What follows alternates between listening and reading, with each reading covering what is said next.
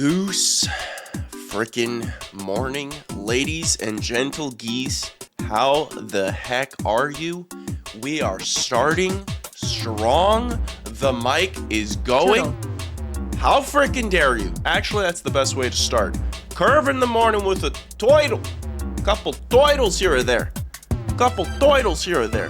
Chat, the mic is looking good. I'm looking at the levels. The music is strong. The ape escaping is 10 out of 10. We got the homies in the chat real quick. Cameron, are you ready? Because we got a couple doozies. We got Wizard in the chat looking beautiful as always. Hit him up. There it is. There it is. There it is. Good morning, Goose. I'm eating some sponge cake. Wow, that is fantastic. What? Is it like chocolate sponge cake or is it just like regular sponge cake? I love sponge cake. Isn't that what crunchy is? I love the crunchy chocolate bar. That thing is amazing. I love the crunchy chocolate bar. I love it to death. We got Wizard in the chat. We got Celine Winter Night in the chat. Celine with the 3-month sub. Let's go. Cameron. Cameron doesn't miss today. Cameron's on top of it. Cameron's on top of it. We got Curtis Soldier in the chat. Goose, we missed you. I missed all of you. Holy smokes. First off, huge shout out Celine Winter Night in the chat. W Celine for the sub. Holy smokes. Chat, we got so many new things today. So many new things. We got Dario555 in the chat. Let's go. Daniel Rubin says hello. Let's go. Bebo's here. Let's go. Curve with the Toidle is here. He's sponge caking something, I'll tell you that. Daniel Rubin, Bruce, bro, something behind you. Check it out. How are feeling? Is it that ugly face? Mwah. Mwah. Is it that ugly mug right there? Mwah. I'm feeling, I sound sick, don't I, chat? More details coming shortly, but first, I gotta give a special shout out. We got the man, the myth, the legend. We got freaking Show Pony in the house. Everybody, Show Pony's here. There's my favorite Jimmy Neutron streamer. All right, get him out of here. Ban him immediately. Ban the man immediately. Okay? Cameron, remind me not to say hi before I read the message. Read the message first and then say hi. That's what we do here, okay? Holy smokes. Chat, it is Goose Morning Live. We got a brand new couple layouts here. Isn't this beautiful? Look, it's actually frosted. You see how I like my hand? Isn't that cool? I was like so sick the other day, but I used that time to basically try to upgrade and pimp the stream, add emotes. We're going to talk about all the new additions to the stream in a couple seconds. We got Lemon in the chat, of course. Lemon looking beautiful. Goose-tastic as always. We love to see you, Lemon. We do need an 07 emote. Honestly, how have I not made one? I just need to like set it up. Bebo told me Ana de Armas would be here today. Yellow heart, yellow heart. Bebo did what now? Bebo did what now? Ana de Armas. She is supposed to be coming. I think her flight got delayed. She should be here any second. Ana de Armas. And we're going to be having an authentic conversation in her native tongue. It's going to be amazing. Look forward to that and her thoughts on Ubisoft's NFT game. She has a lot of thoughts. She has a lot of thoughts, okay? Holy smokes. Yes, chat.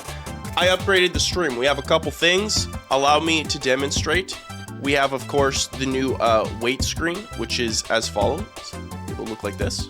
You guys already saw a little bit of it. Isn't it beautiful? And chat, very importantly, in fact, we can just jump right into it. We can just jump right into it. By the way, I've decided that the stream is going to be Ape Escape music themed forever. That is the decision. That is the decision I've decided because Ape Escape has the greatest soundtrack ever made. Like, I love it. So for those of you who don't know, that's what we're listening to right now. It's the Ape Escape soundtrack. And I love it. I mean, just listen to this. It's so good. I just feel like playing Ape Escape. I need to buy a copy of that, but I think it's really, really expensive. The music is super loud. I need to figure out the mix. Thank you for letting me know, Kurdish. I need to figure out the mix on my end, because on my end it's not the same as what you guys hear, which is like super frustrating. So yeah, let's jump into the first topic, shall we? We got some big news here. And chat, I need you to stick with me, okay? Help me out. Remind me to hydrate, because holy smokes. As you can tell, I'm still a sickly little goose.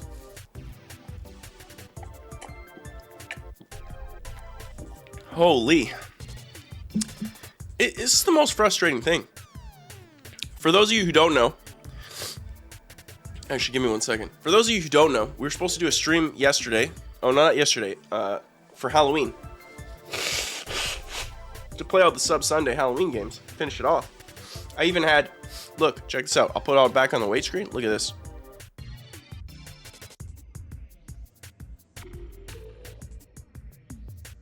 See that? I had the Halloween stuff all set up and ready to go. The new UI. I mean, I love this so much. I love the frosted glass look. So I decided to do that. Thank you about the new UI, Lemon. I appreciate it. I'm such an aesthetic person. I love the aesthetic, so I want everything to look good. How is everyone's Halloween? Well, mine wasn't good. I was sick all day. Okay, first off, the text-to-speech now has a new emote. As you can see, it's the Zenkai Nice. By the way, we got a few emotes. Let me just jump into that because I'll explain my sickness in a second. First things first. Here's the new news screen that we have. Look at this, chat. Isn't this beautiful? Ooh, look at this. Ooh. Did you guys all have a great Halloween, by the way? I love the emotes. Honestly, why did it take forever to put these emotes? I hope you guys got all the candy in the world. I bought, pardon me, I bought a box of Halloween candy the other day, like a week ago, and it was supposed to be for Halloween, but I just eat it all. I can't contain myself. I got the peanut butter ones. I mean, you guys saw me eat some on stream, but it's just, I just eat it. It's just not fair. You know what I'm saying? It's just not fair. Jacato X Halloween was fun. Lots of candy and classic horror movies. Let's go. Cameron. Swear to God. Thank you, Cameron. That's awesome. I really, really appreciate that. Like, I didn't watch as much horror movies as I wanted. I started watching Casper. You guys remember Casper? Holy. I want to watch more. I watched Nope. That's like the most horror movie that I think I saw for... No, that's not true. I saw Nope and I saw Shutter Island. Both I wasn't like super strong on. I don't know. People, get people out of here, this little rascal. Pardon me. Chat, we got some updates. First off, obviously we got the new UI. Don't say I never do anything for you. And don't say Cameron did it, because Cameron did nothing. You did nothing. You sickened me. Here I am, sickly, and I couldn't talk, so I couldn't do VO for my next Goose video. In fact, I put a short out yesterday, and that was so difficult. Oh my god, I was dying. Yesterday was bad. The day before was worse. Today's good. It's just like a slight cough and congestion. And so I decided, well, if I can't talk, I can just sit in this chair, this little chair right here, and I can try to improve the stream and upgrade it to the next level. Because we've gone through a few upgrades here at Goose Morning Live. Like, if you go back and look at stream 1, which I know is the VOD's not available because Twitch is horrible on that. How does Twitch not store all the VODs forever? How is that not a thing? And then you just play ads on it. What the heck, Twitch? How is YouTube the only one that's like, yeah, we'll do that? So I'm gonna, I'll upload the VODs on YouTube at some point. I have all the VODs, don't worry.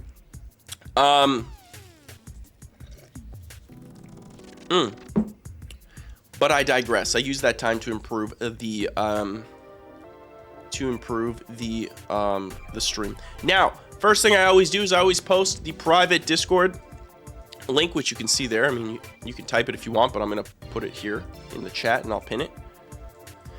And if you'd like to join the Discord, of course you can. There's 10 spots available every single week. Bada boom, bada bing. The Discord is a Gucci. The Discord is amazing. Okay, and I will explain more on the Discord. But let's talk about real quick the updates. Shall we, chat? The updates. Okay, first, chat, I want to give huge celebrations because not only did we get a bunch of new stuff, okay, which you're obviously seeing in the stream. We have the new UI, we have some new emotes, but I really want to celebrate every single one of you guys that have just added so much to the stream. We got Benjamin frickin' Wheeler in the chat. Cameron, give him one. And Cameron's on top of it. So real quick, let me just... let me just really quick. Let me get that Discord up. Let me get that Mr. Discord. Mr. Jonathan Discord. Hello, Mr. Jonathan Discord. There you are. So here's the Discord, and I want to give a real special shout out to to the phlegm in my throat. Really big fan of the phlegm in my throat. First off, chat, can we get some W's in the chat for Show Pony and Wizard for boosting the server? We are 5 out of 7 boosts. Can we get W Wizard, W Show Pony? Let's go. Or just W in hearts. These guys, huge congratulations, huge celebrations. You guys just like clutching it. Best community in the world. So I really wanted to shout you guys out for that. That was actually amazing. Super generous of you guys. And you guys memeing on my sickness. How dare you? This is exactly how I feel. How I felt on Halloween. But look, chat, I'm still streaming because I do the best that I can. Okay? Huge shout out to you guys for that. That was absolutely amazing. You guys just clutched it. I reacted to my own post. There it is. So shout out Wizard, shout out Showpony, you guys are amazing for that. But that's not the only thing. I also want to give a special shout out to everyone in the chat who's been posting in the stream clips, basically making clips on Twitch of the stream and posting it there. Kurdish, Benny, Wizard of course, Job7689, all you guys have been absolutely fantastic. And I know there's more of you guys that just posted on Twitch and haven't linked in here. But if you can create a clip on Twitch, make sure to post it in here so we can all meme about it inside the Discord. It's amazing. I look in this. It's like the first thing I do after the stream. But not only that, chat. Hey, he's quick. This guy's quick. Need to like set it up. Bebo told me Ana de Armas would be here today. Yellow heart, yellow heart. Hey, he's quick. The man's quick. Wizard, shout out Wizard in the chat. Quick. All of you guys with this is amazing, which segues to the next huge amazing thing that I have to give a special shout out to is shout out to Wizard for the incredible emotes. I tried, Twitch allows you to put like attribution, so I just started doing that. I know one of them Benny made. You guys have been awesome with the emotes, and it definitely helps me because I'm like juggling 3 jobs here. So it's amazing when you guys do this stuff. So Wizard, W Wizard in the chat, we got here. This one should be available now. I didn't even check because Twitch has to like confirm. I don't think this one's available yet. Twitch, what are you doing? No, it's not, eh? Yeah, they're still pending approval. I don't understand. Oh wait, it is there. Nice. So there's that. I don't even know what it's called. What's it called? Zenkai shook. Oh yeah, it like says attribution right there if you click on it. Oh, that's cool. That's really, really cool. I like that. I like that. Hold on. Now my thing is all messed up. That's awesome. I like that a lot. Holy. That's really, really cool. So shout out, I also Halloween themed it. Yes, we got Absolute Cinema. We got Absolute Cinema in there. We got a bunch of brand new emotes. You guys are rocking them. And because it's Halloween themed, we got the little Halloween hats, which I will remove for the next stream because it's no longer Halloween. We'll do something Christmassy. So shout out Weezer here. We got some emotes here. Of course, the Zenkai Sigma. I love this one. I just need to brighten it up, I think. So at some point, I'll go and brighten it up a little bit more. But man... This one sparks joy. So huge shout out to Wizard for the emotes, but that's not all, okay? Because if you haven't joined the Discord, if you have, allow me to show you the stream topics. If you want us to react, talk about, you have questions or something you want addressed on stream, post in the stream topics. And I wanted to give a special shout out to Lemon, Wizard, Bebo, Sponge Aim, Benny's been here a few times, Kiwi. Huge shout out to you guys for posting on here. I read them all. I try to see, I react. The more reactions we get, the better chance I post it on stream and we talk about it. So I wanted to take 2 quick Goose Seconds to celebrate all of you guys there. And I think that's everything. I think that's everything. Thanksgiving skip. Here's the thing with Thanksgiving, Celine. It's awkward because in Canada, we already had it. Like, it's already passed. That was like 2 weeks ago for us. And I know in America, you guys do it in like, what, 26 or something like that? I just don't even think about it. I think about Black Friday. I think about that in Canada, but I never think about Thanksgiving. All Canadians think about when it comes to American Thanksgiving is like how to get free, like really cheap stuff. Big deals. Amazon, pretty much.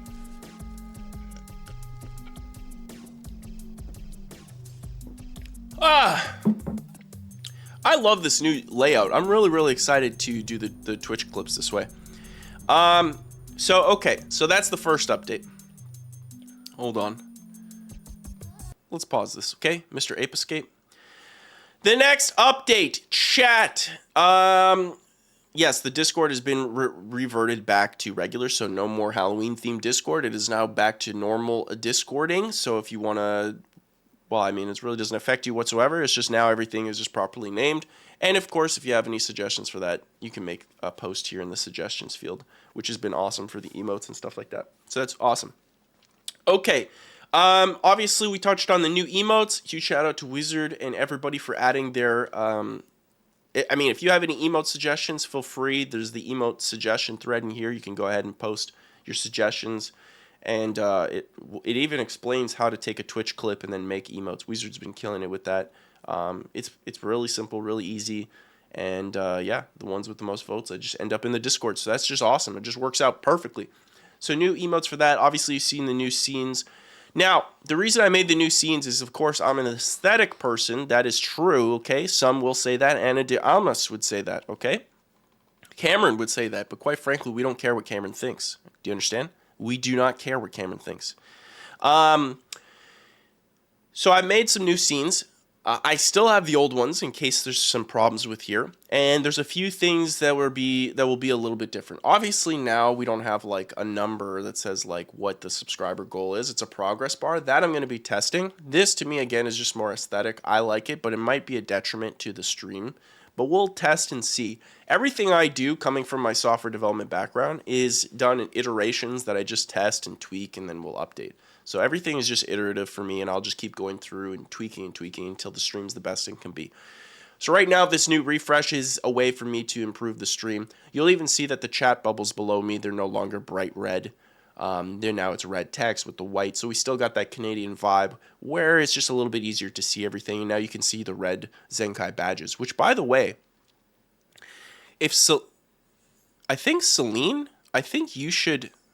Oh no, I think the next badge is at 6 months. I think it's at 6 months your badge will change to like a gold goose. There's a couple different badges. I don't know where it says that on Twitch, but it is available there, and I'm curious to see who gets that first. So there's that. And the other reason is, of course, I want stuff like this. Like I want this to look cleaner because... Sometimes lately in the past 2 YouTube videos I've done, how World of Warcraft became unstoppable, and then the previous one before that, I played every Blizzard game ever. Chat, right? Chat, bless me, for I have sinned. The problem when I make my YouTube videos, I try to make them as aesthetically pleasing as humanly possible. The problem I find is when I include the Twitch streams inside of the YouTube videos, as good as it is for the Twitch streams, I find it just doesn't look as nice.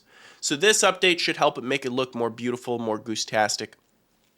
And we're going to be tweaking it to make sure it works well, because at the same time, I'm trying to make the best Twitch stream I can, but at the same time, I have to make sure that I can integrate the Twitch stream into other content so that way we can help grow the Twitch stream, because that's how you grow on Twitch. You just don't grow by making great Twitch streams. I wish it was that easy, but unfortunately, it's not that way. Unfortunately, it's not that way. You have to make reels, TikToks, shorts. Jeez Louise. And you have to... integrate this. So now this looks really clean, and I think now we can start, because of this look, it will be able to integrate well into YouTube. So now I can actually start to do, like, when I do my next I Play Every, I think I'm going to try playing the games on stream first, and then include that footage inside of the YouTube video, so that way it's more synergistic. Synergistic. Is that a word? Synergistic? Now, something else you'll note. Benny, ever since you updated your scenes, it's suddenly upgraded my iOS experience.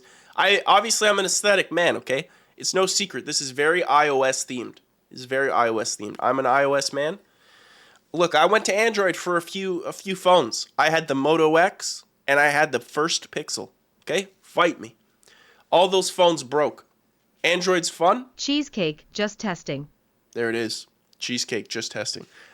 But those phones, the hardware on Android side, I find it's not good. Although I've never tried the Galaxy phones. Those always look super clean. My iPhones just last forever, so that's why I always stick iPhone. So yeah, and then the other things with the scenes, chat, you'll see right here. Do you see right here? Do you see? There's a button that says text to speech. There it is. It's right there. If you see this button, it will allow text to speech. Would someone be willing to demonstrate with a fabulous text to speech message for the kiddies? Go ahead. I'll wait. Who will win? Who will win? Who will do it? Pooh.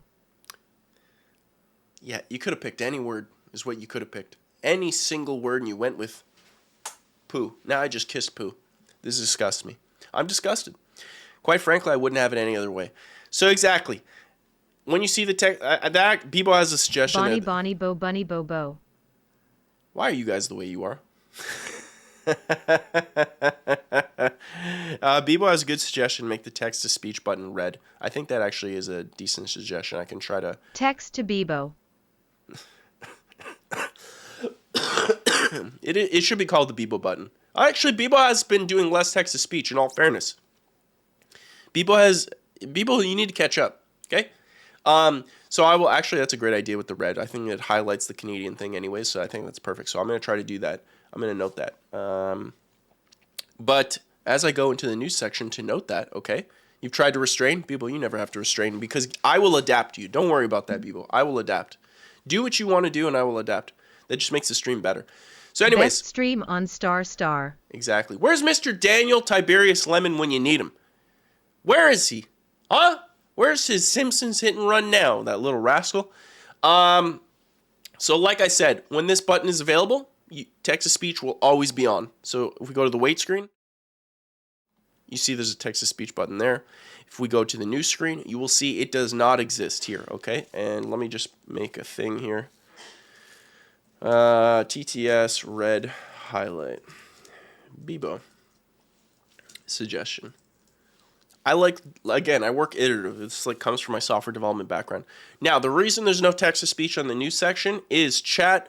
In all honesty, as much as I love the text-to-speech, honestly, I'm not even joking. I think it's hilarious. When you guys interrupt me, it's funny. But there are clips that we can use to grow the stream. And whenever text-to-speech is on, the amount of times I will have a clip that will be perfect that I think will explode on social media to get us growth, right? Because at the end of the day, we got to get the Twitch stream growth. Because right now, the Twitch stream doesn't make any money, really. I've actually lost quite a bit of money with Sub Sunday, and that's okay. I'm willing to do that because I love streaming with you guys, so it's awesome. But in full transparency, I'll make the clips, and it's perfect. In fact, I wish you guys had a camera on me while I was editing these clips because I'm editing it, right? And I'm doing it, and then all of a sudden, it's like I'm making a point. The point is like, it sounds good. It's a good flow. I'm like, okay. And then a text-to-speech comes and then throws my goldfish brain off track, and then I never get to finish. It's not even that I can cut after the text-to-speech. It's like straight up, my brain will just get rewired and forget what I was talking about, and then I talk about something else, usually what the text-to-speech says. So we're going to try turning the text-to-speech off whenever you don't see the button. So there's no button here.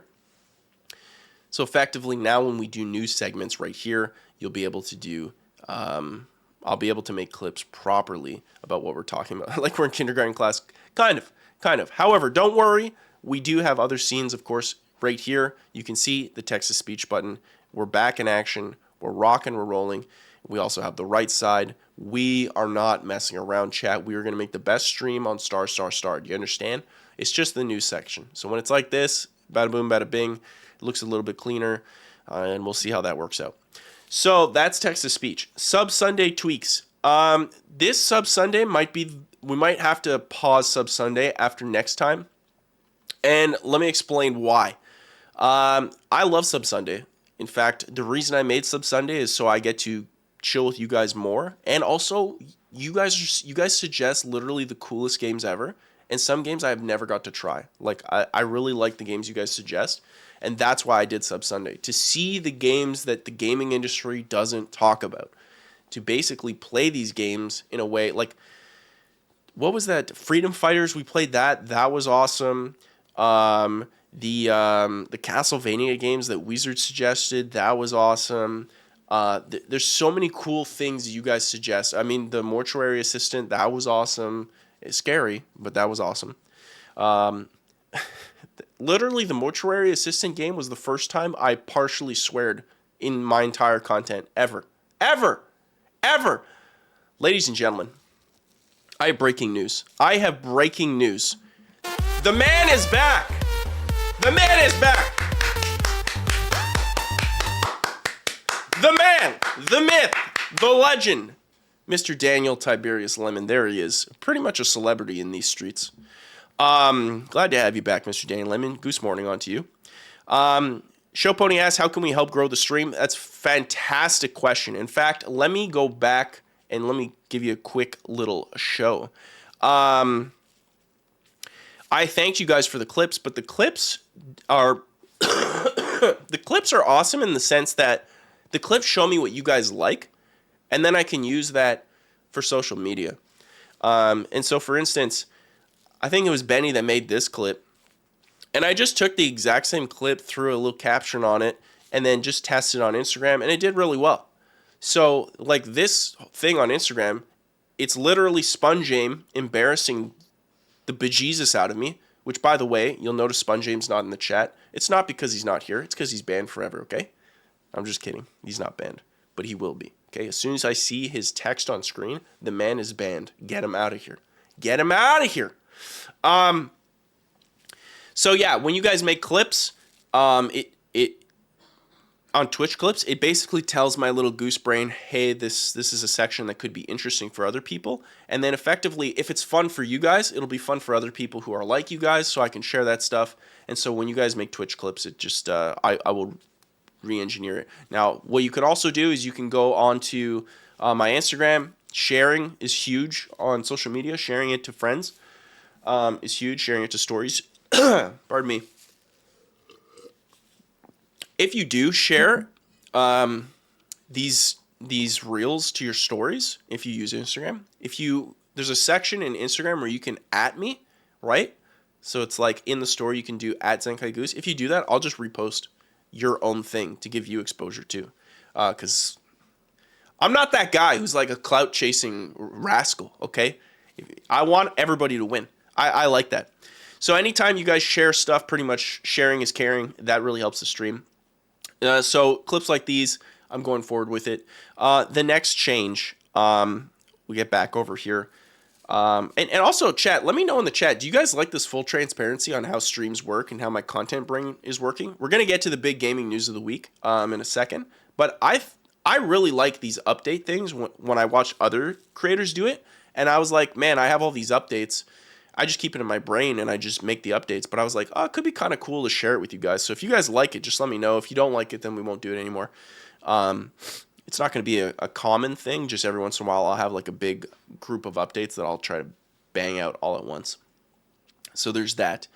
So yeah, the Sub Sunday, we might have to pause it for a bit. Not to say it's done, but we might have to pause it because effectively right now, chat, for full transparency, the fall and winter time, specifically like before New Year's, is like the red hot time to be posting YouTube content. And effectively, I've just constrained myself way too thin. with the amount of content I'm making. So I need to get to those YouTube videos. So I got one video coming out right now about a Fortnite bug that changed the gaming industry, which I think is like such a cool story, and I really want to do it properly. That's coming out really, really soon. I found out some new techniques to make YouTube videos faster, but I just need more days free. And so when I lose a day on Sunday to stream because I have to prep for it, then it takes time away from that. So we're gonna put it on hold for there, and then we're gonna bring it back. That's for sure. In fact, I think we're gonna try to put more events, which I'll touch that in a second, if that makes sense. Yeah, a soup break. It's just a soup break. Make sure to hoard all your soup cans. You know your soup cans never go bad. But that's in full transparency. I'm just running out of time. And effectively, if I run out of time and I can't make YouTube videos, then I will not be able to eat, and this will not be good. I need to eat. So there's that. Next update. Goose Morning TV. For those of you who don't know, clips like these, like Benny made, that are re-put on Instagram. I also have a second channel. Okay, this is the second channel. I will link it for those of you who want that. It's in there. Let me link it a couple times. There you go. Bada boom, bada bing. The Goose Morning TV channel. This is the channel that I'll be posting all the shorts there. There is some issues with this channel right now because I basically had no time to effectively work on it. So this has the best Twitch clips, best Twitch segments made into YouTube videos, but right now I'm just focusing on making shorts. So anywhere I post on Instagram, I'm now posting here for these clips. And of course, this will help the stream grow. So if you see this, you can share it there too. If YouTube's more of your thing, if Instagram's more your thing, you can do there. I don't post on TikTok anymore. I just don't like the platform, so I'm not doing that anymore. I just don't like it at all. Yeah, Tim did react to one of my videos. That's here if you want to see that. He reacted to one of my worst videos. And my God, was that a painful thing to do, to react to his reaction? I could see Tim's soul leave his body. So yeah, this will continue to grow. Right now, it's in a weird spot. The YouTube algorithm, effectively, what happened was, chat, I know exactly what happened. If for those of you who were there, we did a stream where we watched the entire Xbox Live, or not Xbox Live, the Xbox Showcase 2024. And we react to that stream. That was phenomenal. We did a great job there. So, for instance, you can see... where is it?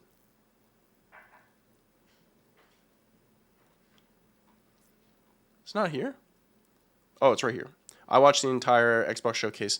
This was phenomenal. This was great. The YouTube video is there for anyone to watch. The problem is I chopped this up and put it to many individual clips of me reacting to every single game. So I uploaded, like, I want to say 10 extra videos of, like, reacting to Doom, reacting to Fable, reacting to Perfect Dark, reacting to all this. And then what effectively happened was people searched those games and got my reaction a lot. So it changed what YouTube thinks my channel is from being, like, stream clips to being a reaction channel of these specific games. And so now YouTube is confused with this channel. So effectively, I have to restart it. So that's why right now I'm in, like... effectively, like, the view graveyard. You see these shorts that would pop off and get like millions of views, 100,000s of views on Instagram, are getting like 105 views on YouTube Shorts. It's actually disgusting. So this will eventually, at some point, I'm posting every day. At some point, it will pop, and then the rest will pop. That's just how that stuff works. Don't worry about the views. If anyone's looking at that and being like, bro fell off, go ahead. Meme all you want. It'll be fine anyways. It's going to come. Just going to take some time. Fortunately, that's how the YouTube algorithm works. So that's that. Could have made a full video with timestamps. Yo. Why didn't I? Does it not have timestamps? Let's see. I think someone... someone did timestamp it. Was it me? Bro, I'll be honest. This takes a lot of effort to do. The fact that I did this is whack. I did timestamp it. Yo, go Goose. So that's awesome. By the way, I'm here to announce, chat, breaking news. The Game Awards is happening, and we will be reacting to it the exact same way. We're talking, chat. We're going to put the suit on. We're going back. We're going to be doing it. It's going to be awesome. I think it's going to be a fantastic time. The Game Awards is going to be great. So if you're interested in the Game Awards, we're going to be reacting to it live. We'll get our drinks on. We'll get our suits on, and we will be having a fantastic time. Doing it for the Xbox Showcase was amazing, so we'll definitely be doing that later on for the Game Awards. I'm super hyped. I actually had a chance to go to the Game Awards live with a really cool YouTube buddy that I met not too long ago, but I decided to decline because I wanted to react live with you guys. So I'm super excited to do that, and it's going to be super fun. And you see here, like, we had a bingo card. We'll do a bingo card predictions before the thing to see who wins the Game Awards. So we'll be doing that. That's going to be awesome. Okay, so that's Goose Morning TV. You can go there. You can watch the shorts if you want. The next thing, community events. Pardon me. Community events.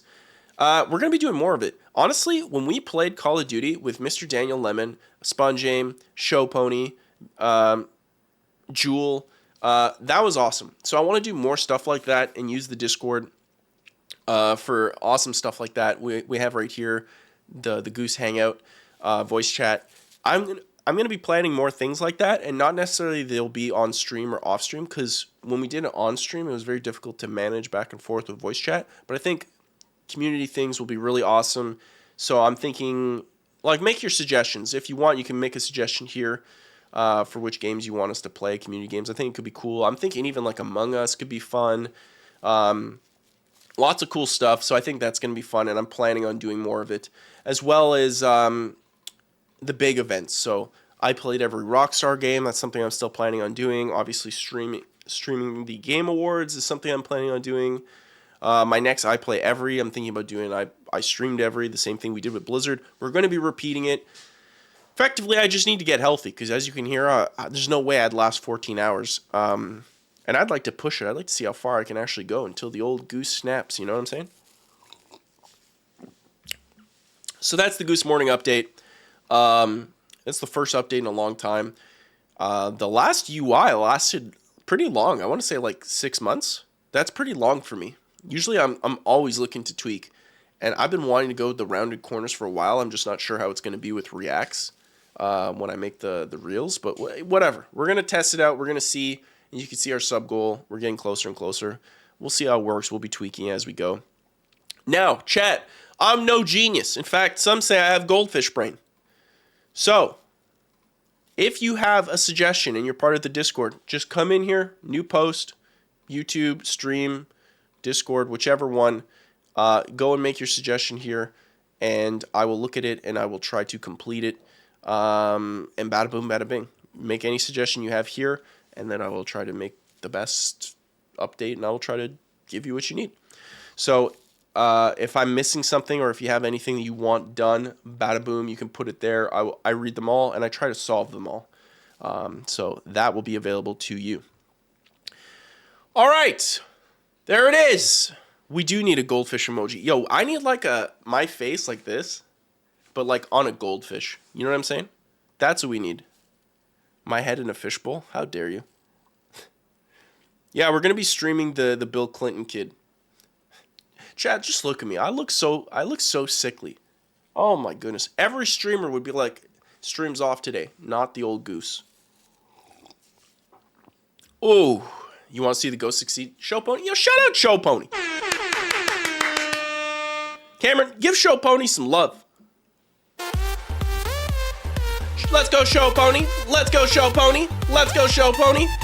Honestly, Mr. Daniel Lemon, when I got sick the second time, I was like, legit, this curse is real. This curse is real. I was looking on eBay. I was like, Simpsons Hit and Run, GameCube, Simpsons Hit and Run, Xbox, Simpsons Hit and Run. Help me. I was looking so hard because this curse is wild. I'm pretty sure Mr. Daniel Lemon's right, so we're going to have to get Simpsons Hit and Run. That's going to have to be a full day stream. That's going to have to be a full day stream. Honestly, do we just beat Simpsons Hit and Run in like one day?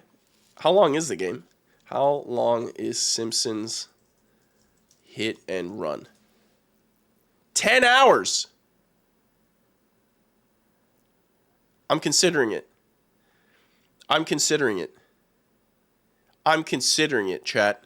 I'm considering it. It will end the curse. I'm pretty sure if I beat Simpsons Hit and Run on stream, Mr. Daniel Lemon will evolve like a Pokemon. He will evolve to whatever his next form is. Mr. Daniel Melon. Who knows? Who knows? Who's to say? Who's to say? Who is to say in this household of ours? Chat, real quick. Let's start with the gaming news. Senor Lemon, I like it. See that? I don't miss. I don't miss. The news, chat. Cameron?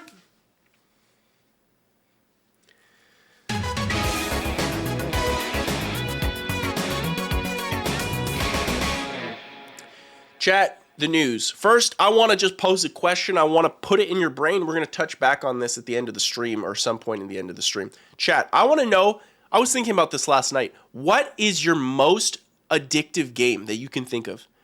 Because I was thinking of Vampire Survivors last night, and the thing about Vampire Survivors for me, that was my suggestion. I said this might be the most addictive game I've ever played. Because the thing with Vampire Survivors, chat, if you play it, then you know. You only use one thumbstick. There's no pressing a button to attack. There's just you move, and it auto-attacks. And for whatever reason, moving the thumbstick in, what is it these days, 16 directions? 16 directions was like crack, okay? It was like crack. Not that I've tried crack, okay? I have no idea what that's like. But if I did, I would imagine it's the same thing as playing Vampire Survivors. So I was like, you know what? That's a good question. So I posed that question. I asked what game you consider to be the most addictive, and a lot of people have answered. So if you're interested in answering that, I want to touch that back on the stream. Hit me up. I'm posting the link. It's all there. You can just go and answer that, and I'm gonna circle back to this. I'm just gonna give you time to think. Also, I'm dying, chat. Where's my hydrate reminders, chat? Holy smokes, we got Bacon in the chat. There he is. Vampire Survivor's so good. Shout out Bacon. Goose Morning, Bacon.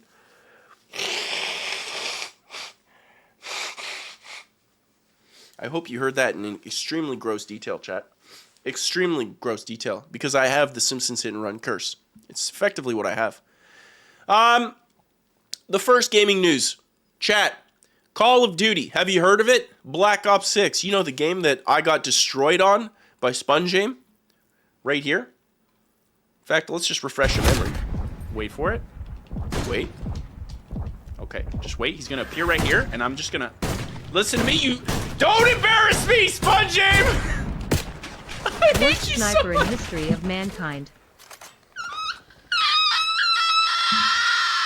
For them in 2 seconds. We don't need to talk about it. Okay? All this to say is we played it. We're pretty good at it, as you can see. That was clearly we were testing SpongeAim. Okay? We're not good at sniping. Sniping's not our thing. Okay? We each have our availabilities in the game. We each have our strengths and weaknesses. Sniping just happened to be not on the highest level for me. Okay? Chat, get off my back. Okay? All this to say, Microsoft CEO Satya Nadella, you know, the CEO of Microsoft, as it's stated. Tom Warren from The Verge has stated, quote, last week's launch of Black Ops 6 was the biggest Call of Duty release ever, setting a record for day one players as well as Game Pass subscribers, Game Pass subscriber ads on launch day. Goose, what's happening, buddy? Are you okay? Do you need a second? What's going on is what the chat should be saying, okay? But the chat's not. The chat's like, go, Goose. Whoosh! Faster, Goose. Whoosh! Do it better, Goose. Whoosh! Read it again, Goose. Whoosh! Whoosh! Whoosh! Is that a new emote? The whip emote? What's going on? That's a great question. Unit sales on PlayStation and Steam were also up 60% year over year. Yeah, as Bacon states, this is pretty much Game Pass. Like, this has to be Game Pass because Setting a record for day one players. It didn't say setting a record for day one sales. So what we can conclude from this quote is Black Ops 6 is not the best-selling Call of Duty. I don't know what that is as far as day one, but it has the most players, and this is effectively has to be because of Game Pass. It's the only way it could make sense. Otherwise, they would say setting a record for day one sales. In fact, the only unit sales it says is PlayStation and Steam, which were up 60% year over year, which is fantastic, but it's worth noting Modern Warfare 3, I think, from what I read, sales dipped 38% from the previous year. So Modern Warfare 3, I think, was like a tepid release as far as players were concerned. The hype I've been seeing for Black Ops 6 has been surreal, and quite frankly, the meat shield thing that they do has been so good from a viral marketing perspective. Like, honestly, I just want to meet the person who came up with that idea, and I feel like they need a raise. They need a raise. Yeah, Modern Warfare 3 campaign, I did not even touch it. I have no interest in touching it. I haven't touched Black Ops 6 campaign, as we saw on stream. I went to go play it with you guys, and apparently I need to install the game, even though I installed the game. Call of Duty? Microsoft? What are you doing? You sickos? When I say install Call of Duty, I don't mean install the launcher and just the multiplayer Black Ops. Install it all! Install it all! Okay? At least give me the option. So that when I go to stream the game after playing multiplayer and getting wrecked like this, let's watch. Wait for it. We're not waiting for it, okay? And then I go to play the game. I should be able to play the game. But no, I had to install it, so I didn't get to play the game. Jonathan Activision, I swear to God, I'm gonna just... I haven't played Zombies either. I've never been a big Zombies fan. Can you play Zombies solo? Because I never have a squad. I think that's probably why I was never big into Zombies. Same thing with like Gears Horde mode. I was really into Gears Horde mode in 2, 3. But then from that point on, it got overcomplicated for me. But I want to get the campaign. I love everything about the idea of the campaign, so I really want to jump into that. But I do find the wording of this very specific and very interesting. Just the fact that it's like set a record for day one players and then unit sales only being up year over year on Steam and PlayStation. So interesting. So interesting. Like, in a world with Steam, like specifically Steam, why buy it on Steam if you can just get Game Pass? Why? That just intrigues me from a data perspective. It just intrigues me. And they worded that specifically like that for a reason. Now, Variety has another article here. Black Ops 6 has set a new opening day and weekend launch records for the 20-plus-year-old franchise, according to Microsoft Gaming. And I think this just gives a little bit more detail on it. This is a cool new thing. In the Brave browser, you can actually put it in reader mode and then get like their AI to summarize it.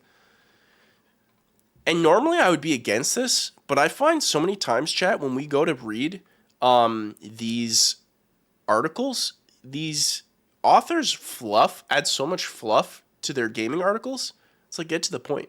It's like, look at this whole thing. And then this is like, key points. Game is available on all these. 60% increased unit sales. Game developer Treyarch and Raven Studio aim to bring the game as many players as possible with Season 1 and Nuketown update coming soon. Interesting. Just find it interesting. Yeah. Usually what happens in gaming articles, I literally usually just go to the conclusion. I mean, this is just straight up just a description of the game. Call of Duty General Manager Matt Cox added, heck of a name. Thank you to our players around the world for making Black Ops 6 the biggest Call of Duty launch ever. Our goal from the start has been to bring this great game to as many players as possible, wherever they are, however they play. Black Ops 6 is an amazing game, and the response from Call of Duty community has been incredible. This is only the beginning. Nuketown is only days away, and Season 1 is right around the corner. We're just getting started. So, congratulations to Call of Duty. Honestly, I haven't seen a lot of people touch on it, but quite frankly, Call of Duty's launch has been relatively solid. Like, it's not too long ago that a big game at this big of a splash would come out and, like, you just couldn't play. The servers would be swamped. And we seem to be getting past that point.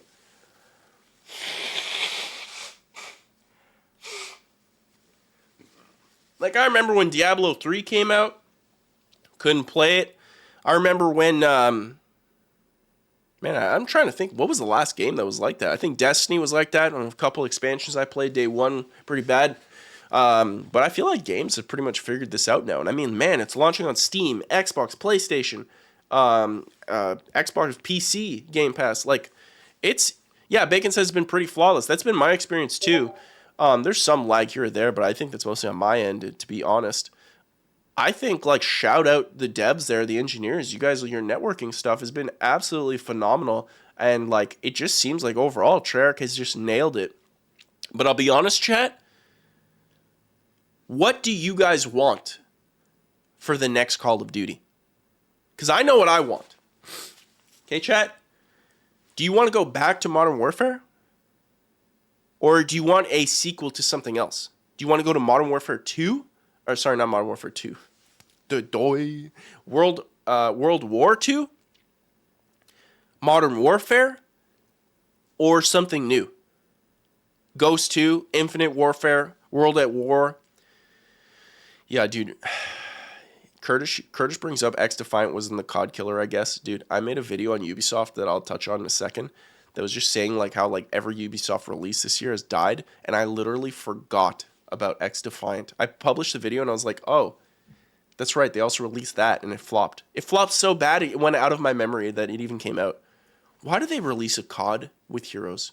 Why? This is the stupidest thing they could have done. Why? It's like completely misunderstands the point of why people play COD. They just want to shoot things fast and run fast. That's COD.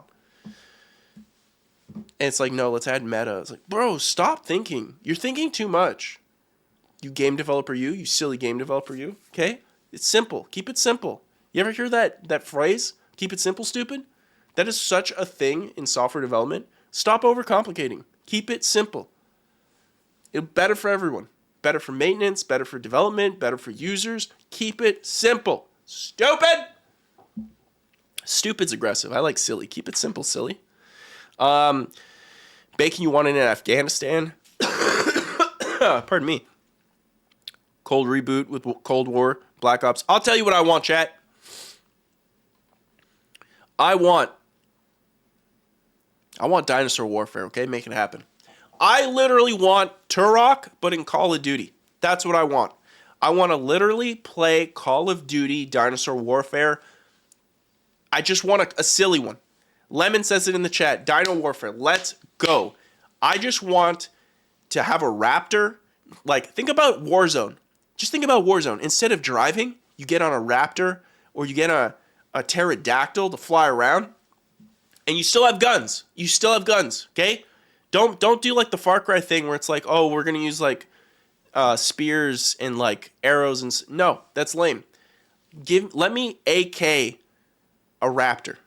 Let me RPG a T-Rex, okay? The stupidest thing in the world, I want it in the next Call of Duty, okay? Something super silly. It'd be perfect. I'm telling you, it would go gangbusters. You went super serious with this one. Everybody loves it. For the second one, we don't need that. Just put dinosaurs. Dinosaurs, let me shoot dinosaurs in the butt with an RPG, okay? And let me have my dinosaurs fight other people's dinosaurs. That's what I want. I want it. Riding a raptor with 50 caliber and red bandana. Yes! Bristay's in the chat, by the way. Shout out, Bristay. Shout out, Bristay. Shut up! Dude, do we not, like, think how hard the skins would go, Activision? Look, Activision, it's just you and me now, okay? I want you to think about the skins, okay? If this is the way I can make it happen, you could have a red dinosaur. You could have a dinosaur with, like, weed leaves all over it, okay? Weedosaur, okay? You could have Homelander dinosaur.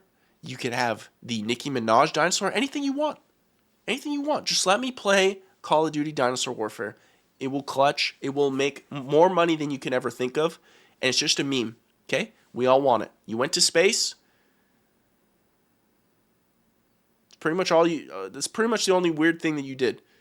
But aside from that, it's time. It's time. I want a Weedosaur. Make it happen. There, I got it out there. I got it out there. Oh my god, a dinosaur with a ghillie suit? Dubs. Dubs. Also, shout out Dubs. Shout out Dubs. Dubs are beautiful, Goose-tastic. I want that so bad. I want that so freaking bad. Chat, I can't tell you how much I want that. Dinosaur Warfare, I'm not even saying like Dinosaur Warfare would be good for me. I literally think Dinosaur Warfare... Jug, zug. Mwah! Thank you for reminding me. I need hydration. I really think Dinosaur Warfare would... I think it would beat Black Ops 6 in sales, if done properly. I think it could. The thing that people like, and something I see in content creation, chat, people love contrast. So, having something as stupid as Call of Duty with dinosaurs coming out after Black Ops 6, something as serious as Black Ops 6, that contrast is so high, it'll market itself. Just think about putting a dinosaur in a meat shield. Oh man, think about a mode where people are the dinosaurs and people are the Call of Duties. It sells itself. Mr. John Activision, send me my check. Send me my check. If I don't get my check, quite frankly, I'm gonna put dirt in his eyes, okay? Sorry, Cameron. If you don't pay me, Cameron gets dirt in his eyes. It's just gonna happen. That's just what's gonna happen. It's gonna happen. It's gonna happen. There it is. Okay?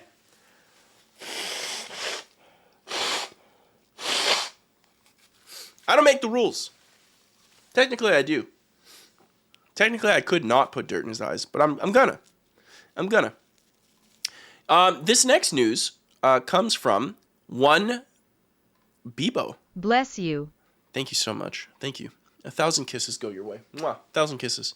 Bebo suggested this topic in the stream topics in the Discord about the U.S. Copyright Office not signing off on archiving great games, and this is starting to blow up. So let's jump into this, shall we? Cameron, play the news song, and let's jump right on over, shall we? Cameron's on top of it today, chat.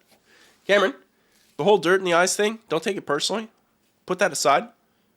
You've been killing it today. You barely messed up. This is progress for you. Okay? You're at an average working level. This is good for you. Thank you, Cameron. Can we just get W Cameron in the chat? I mean, he doesn't get paid, so honestly, morale is kind of the thing that he lives off of. So if there's no W Cameron, quite frankly, he might... Ooh, I could get Cameron sick, and we all know how well I work whenever I'm operating everything. It's not good. W Cameron, you got one. You got one. I don't make the rules. I don't make the rules. Do a better job. Do a better job, Cameron. Okay? I don't tell the chat what to do. I mean, I technically did. Chat has a mind of its own, and I'm out of water. Cameron, please get me water, please. All right. The video game preservationists have lost a legal fight to study games remotely. I've been wanting to learn a lot more about this. So this comes from The Verge, specifically Sean Hollister from The Verge. Shout out, Sean. So let's read through this. Could be the worst idea ever with a cold. Holy smokes. The congestion is hitting me so hard right now. It's actually insane. When video game scholars want to study games that are no longer on sale, they sometimes have to drive many hours to do it legally, and they won't be changing anytime soon. It is so annoying, chat. Can we just agree that this right here, okay, let me zoomify this just a smidge. Can we just say, like, what is with these game companies not wanting free money? What is with this? Like, just sell us the game. Like, I don't understand. That's why I really like what Analog's doing, where I can just pop in my games in a console that can play off HDMI. Like, the thing about Analog that's so nice is obviously the product looks beautiful. Like, their product design is just mwah. I mean, look at this. And we talked about this the other day. Analog 3D. Their N64, which, by the way, I snagged one. Maybe two. Maybe the second one will be a giveaway. Maybe. Stay tuned. Their product design is absolutely, like, stupendous. And now the N64, which would be really annoying to get on screen, either you'd have to go through all the headaches to play your N64 game and get it on your screen Or you could just emulate it and it's super easy. And for whatever reason, like game companies make this super difficult, unlike Analog, who just comes with solutions. But this doesn't solve other things like PlayStation games, which quite frankly, like we talked about this the other day with like the PlayStation Pro. The PlayStation Pro coming out for like $700. Wouldn't it just be such an easier pill to swallow if they could say, here's the PlayStation Pro, it plays PlayStation 1, 2, 3, 4 discs. I know the PlayStation 3 cell architecture is harder to do. So even just 1, 2, and 4 discs on a PlayStation 5 Pro, bro, that is already worth $700. You're giving me effectively 4 consoles. And if you can get the PlayStation 3, that's all of your consoles. That's like thousands of games. It's insane. I don't understand why they have these backwards compatibility abilities and they don't go for it. It's the biggest PR thing for them ever. Like for Sony to say like every PlayStation game playable on this machine forever. Why? Why would you not? I don't understand. So the U.S. Copyright Office has just denied a request from video game preservationists to let libraries, archives, and museums temporarily lend individuals some virtual remote accessible copies of those works. Kendra Albert, who made the argument on behalf of the Software Preservation Network and the Library Copyright Alliance. Man, what's with you guys and your names? What's with you guys and your fake titles? And why are you making them so long? Just stop it. Says preservationists weren't asking for a lot.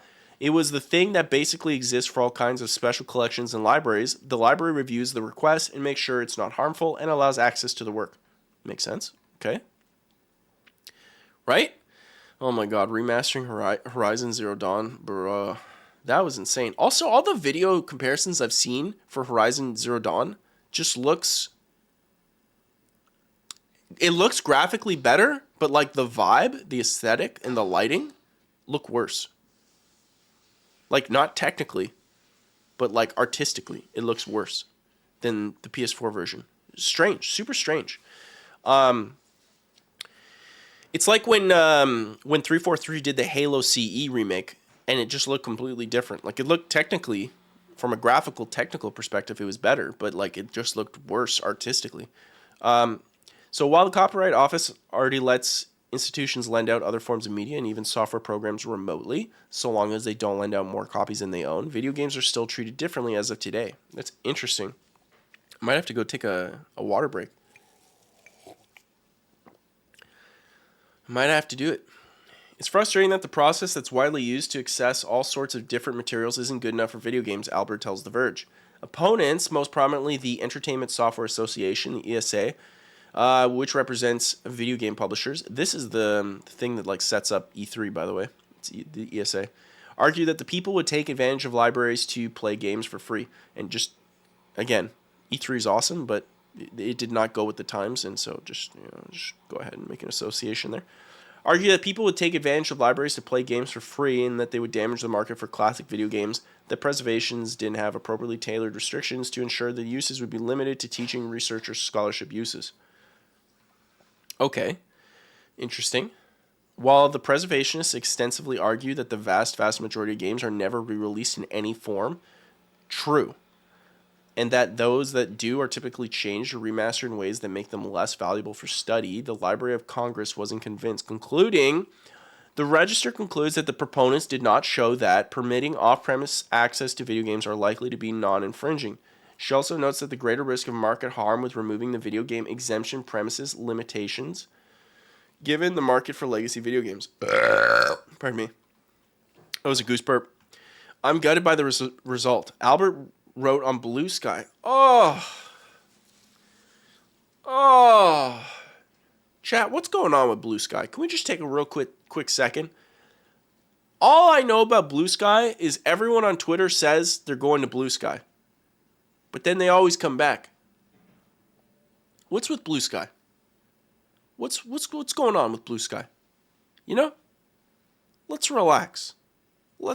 We all know you're going to come back. We all know you're going to come back. No one's on Blue Sky, buddy. Hey, Blue Skyers, okay?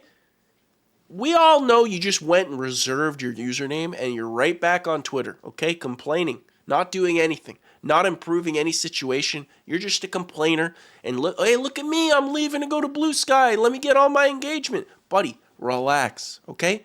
Ain't no one going to care. Okay, relax. Go on Threads. Guess what? Zuckerberg made Threads. I'm on Threads. It's just as toxic. It's just a different type of They're still toxic. It might even be more toxic in some cases. Turns out when people communicate only by text, they say stupid things. Some might say that all these text-based things are a nightmare right now, given what is about to happen in the next week. But after next week, there's a possibility we can all relax. Or there'll be chaos. We have no idea what will happen next week. But what we do know is that Twitter is flooded with it, and it seems absolutely impossible to turn it off. Anyways, all you Blue Skyers, get a grip. Stop trying to make Blue Sky happen. It's not going to happen. Okay? Who testified that granting limited remote access wouldn't impact the market for the video game re-releases. So I'm kind of confused what this is arguing. The Copyright Office didn't bother to consider evidence from some video game publishers who testified that granting limited remote access wouldn't impact the market for their video game. I don't understand. They're saying that, like, if I put Banjo-Kazooie N64 emulation, like, what is the thing? Like, they're putting this game for remote access? Let's pick a digital game. Let's say Warcraft 3. If I can get remote access for Warcraft 3 from my library, that it would harm Warcraft 3 Reforged sales, I think that's a good thing. Okay? Warcraft 3 Reforged hurt me. I see all your comments on my Blizzard video where I left it on. Good. I want those comments. Good. I want the Reforged hate to be palpable. How did they do that? How did they do that? How do you mess up, like, literally, Warcraft 3, there might be an argument that Warcraft 3 might be one of the greatest games of all time because of what it did for the industry. Warcraft 3, like, without Warcraft 3, you don't get World of Warcraft. Without Warcraft 3, you don't get Dota, you don't get League, which literally billion-dollar games on their own. Oh, God, Warcraft 3. But then I guess you can go one step further and you can just say, like, you don't get Warcraft without StarCraft. And then you just keep going down that rabbit hole. It's interesting. I don't know. I like this conversation about video game history and which ones are more important and stuff like that. Just a big nerd. If the Copyright Office is granted the request, it wouldn't have been by a permanent change. Every 3 years, groups get a chance to lobby the Library of Congress for very specific exemptions of Section 1201 of the Digital Millennium Copyright Act. Oh my God, these names. And those exemptions have to be renewed every 3 years.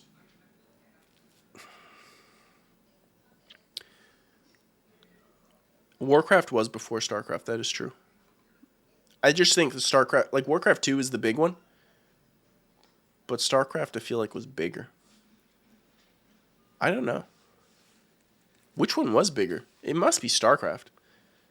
Like at the time, StarCraft versus Warcraft 2, StarCraft must have been the bigger one because it was huge in Korea.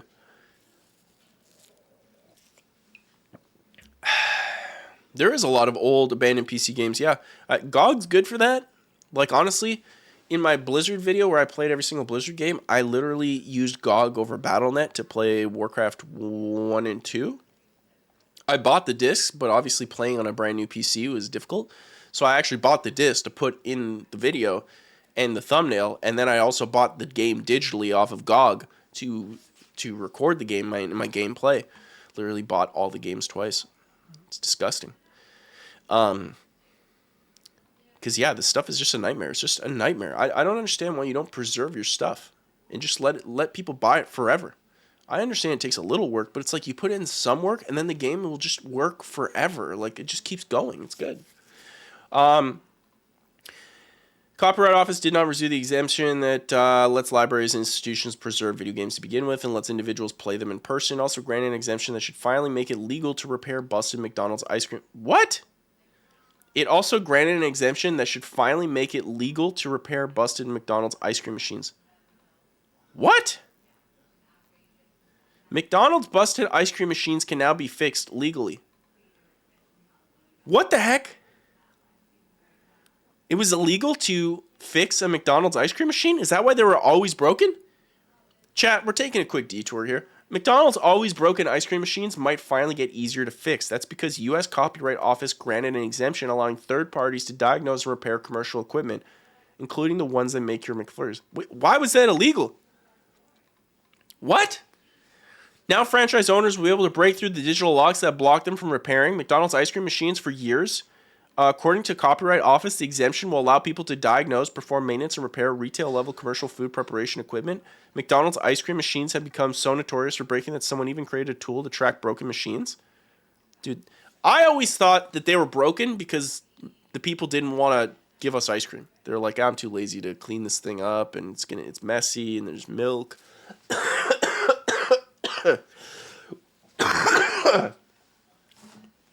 Ain't no one got time for that.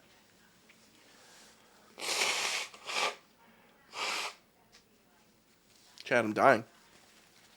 But I didn't know it was illegal. Okay. The decision is part of the Copyright Office final ruling. Why is this going to the Copyright Office? Granting exemptions to Section 1201 of the Digital Millennium Copyright Act. This exemption making process happens every 3 years and is supposed to ensure that the MCA doesn't negatively impact people trying to use copyright material. Yeah, okay, so it goes on to say, if you're wondering what copyright law has to do with McDonald's ice cream machines, it's because the law prevents anyone other than the manufacturer, Taylor, from bypassing its software locks. Oh. Yo, straight up. That's both disgusting on Taylor's end, the company Taylor, the ice cream machine company, and that's both disgusting on Taylor's end, but then let's be real, kind of a genius play. They had that thing locked down for years. That the Copyright Office had to literally come in there on the software level. Man. That's disgusting. It's both disgusting and that's like a 4D level chess move. I both hate it and respect it. After performing a teardown on the machines last year, iFixit teamed up with Public Knowledge to file for an exemption, which the Federal Trade Commission and Department of Justice supported. Dude, my mind is literally blown. I had no idea. This is the type of stuff that, like, bro would tell you when you go hang out with the boys. Bro would be like, by the way, you know it's illegal to repair McDonald's ice cream machines due to copyright on the software level. And you'd be like, bro, just relax. I mean, what are you going to tell us next? That, like, some other conspiracy? You're going to tell us that, like, you know, aliens are here? What are you going to tell us, bro? Relax, okay? Ice cream machines are fine. There's no conspiracy. But then bro was right. Bro knew. He knew. Thank you, Cameron. A little late on that, Cameron. Little late on that. So, yeah. There's nothing vanilla about this victory. An exemption for retail-level commercial food preparation equipment will spark a flurry of third-party repair activity and enable businesses to better serve their customers. The new exemption will officially go into effect October 28th and might offer some peace of mind the next time we're waiting to order a McFlurry at McDonald's drive-thru. Real talk, though, chat. Real talk, okay? Real talk. McDonald's McFlurry, Blizzard, or DQ Blizzard. We're going to set a poll for this. We're setting a poll for this. Okay? Hold on. You think I wouldn't set a poll for this? Well, I will. The people need to know. The people need to know. And guess what? Now I have visualizations of the polls. Which is better? McDonald's, McFlurry, DQ, Blizzard. Okay? You may now vote. I want the answer.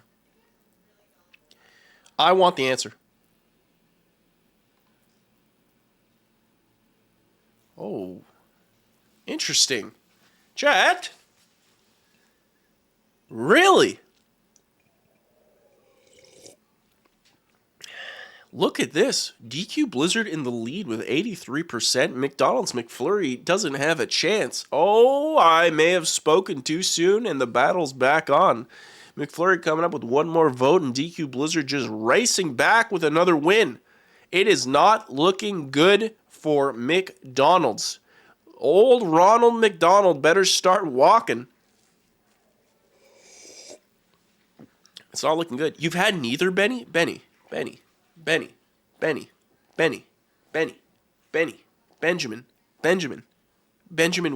Wheelie Benjamin, Wheelie Comet Benjamin. Sponge Aim? I thought I banned him. Did I not ban him? Did I not ban this man? DQ Blizzard wins. Now that Sponge Aim is here. Okay, just wait. He's going to appear right here, and I'm just going to... Listen to me, you... Don't embarrass me, Sponge Aim! I hate Worst you sniper so in history of mankind. For them in 2 seconds, watch. I just want answers, it? Benny. That's all I want. I want answers for your Blizzard and Sponge Aim. I want answers for what I just saw. Also, Canadian Jacob in the chat. Sponge Aim in the chat. I'll give him one. Okay, first off, chat.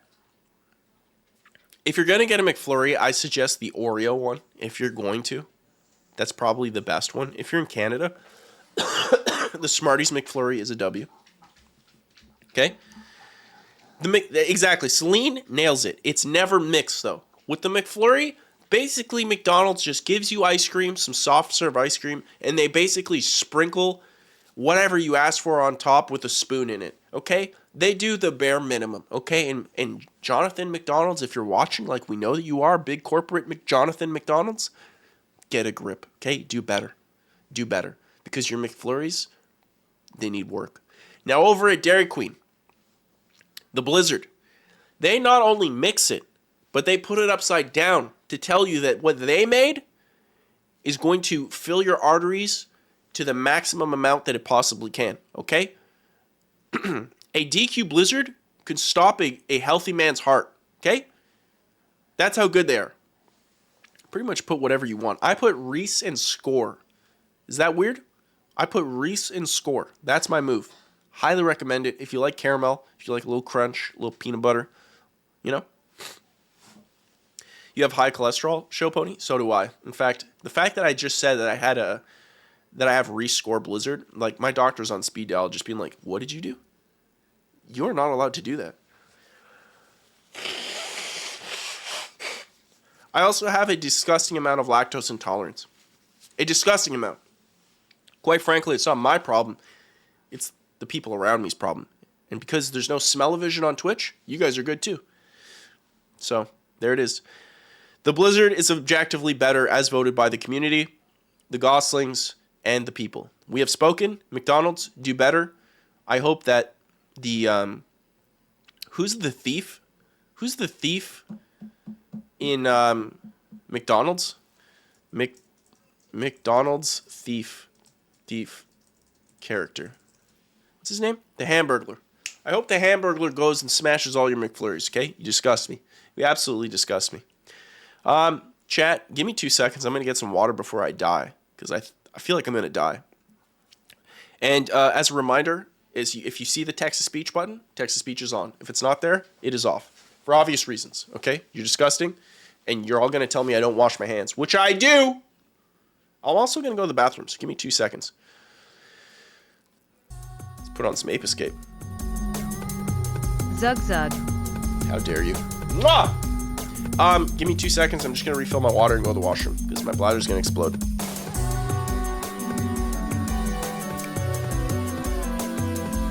Seconds.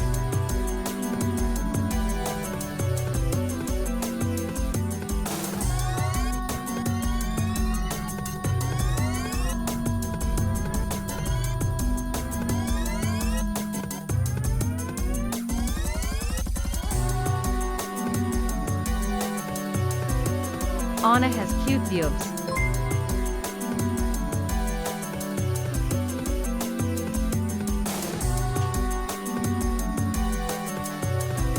He's wearing a Levis.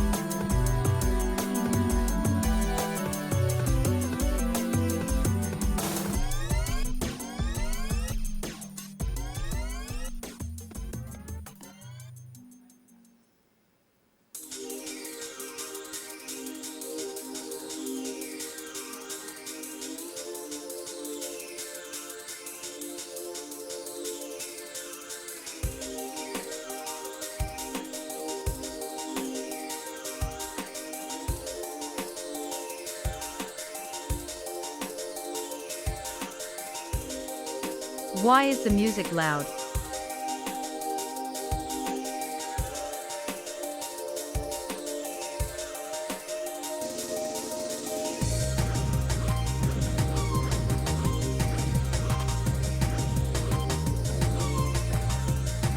My boyfriend just farted in his sleep.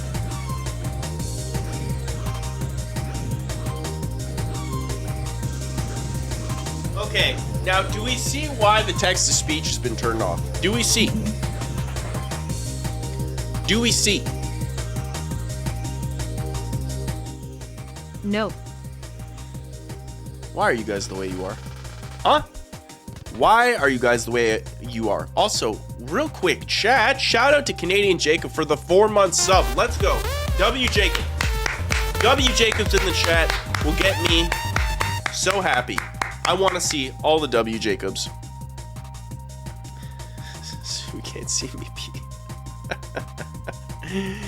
The picture above this text looks like the guy Blockbuster would send to repair your VHS for you. R.I.P. Blockbuster Sag.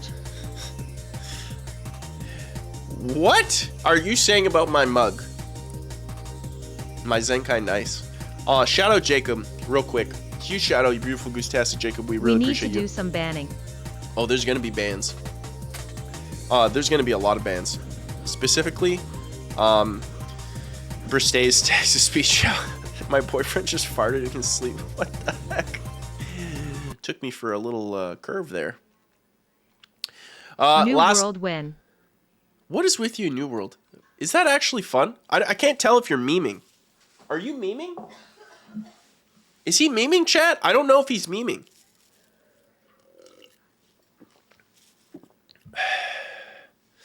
You have 100... Oh, yeah, that's right. You said that last time.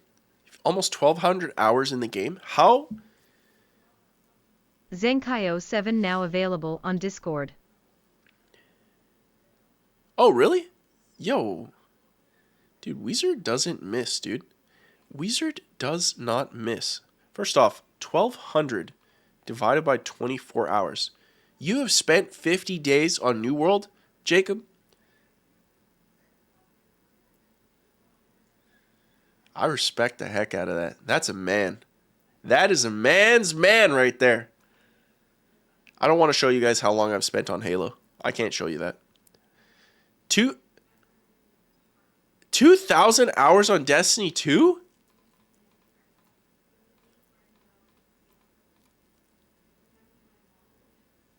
Hey, yo. Hey, yo. Hey, yo. You guys are the real gamers. Holy. Holy. Oh, you know what's sad? Jacob just talked about it. Calculate how much time you spend at work. If you spend 40 hours a week at work, okay, times 52 weeks, times 10 years, divided by 24 hours in a day, 10 years of your life. Every 10 years, you lose 2.4 years of your life, not just working for someone else.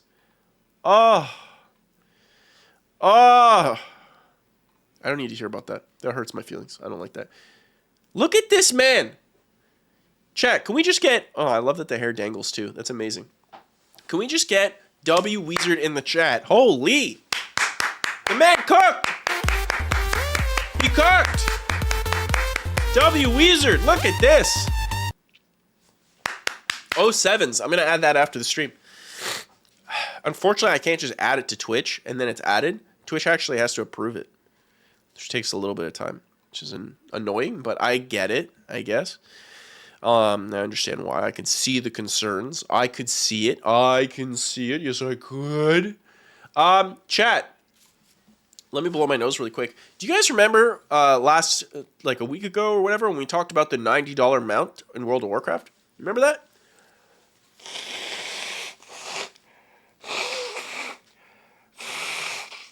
It was like a giant stegosaurus. No, not stegosaurus.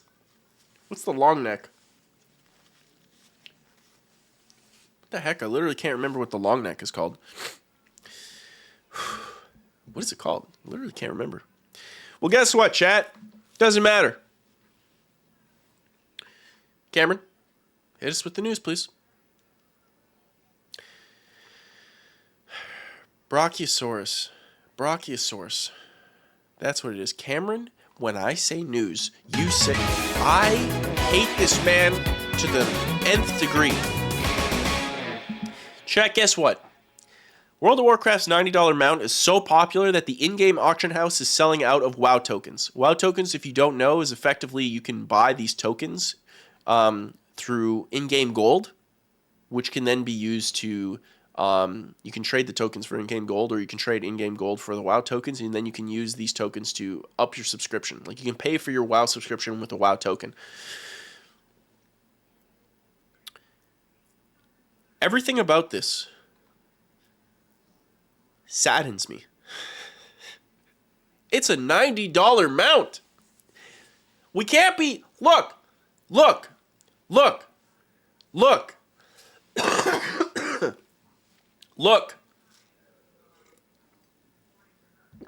Look, we can't be complaining about inflation and the price of video games while simultaneously buying $90 mounts. $90 USD mounts, which is more expensive than the video game, than new video games.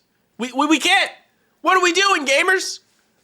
You can't complain about microtransactions and then you whales out there making us look bad. Okay? Relax. Put your little gift cards away, okay? Think about what you're gonna eat. You're sitting there starving, but you got your little Brutosaur mount. You're feeling good about it, but you don't got food for the rest of the month. What's wrong with you? We can't be talking about inflation being an all-time high, then y'all go ahead and do this. What's wrong with you?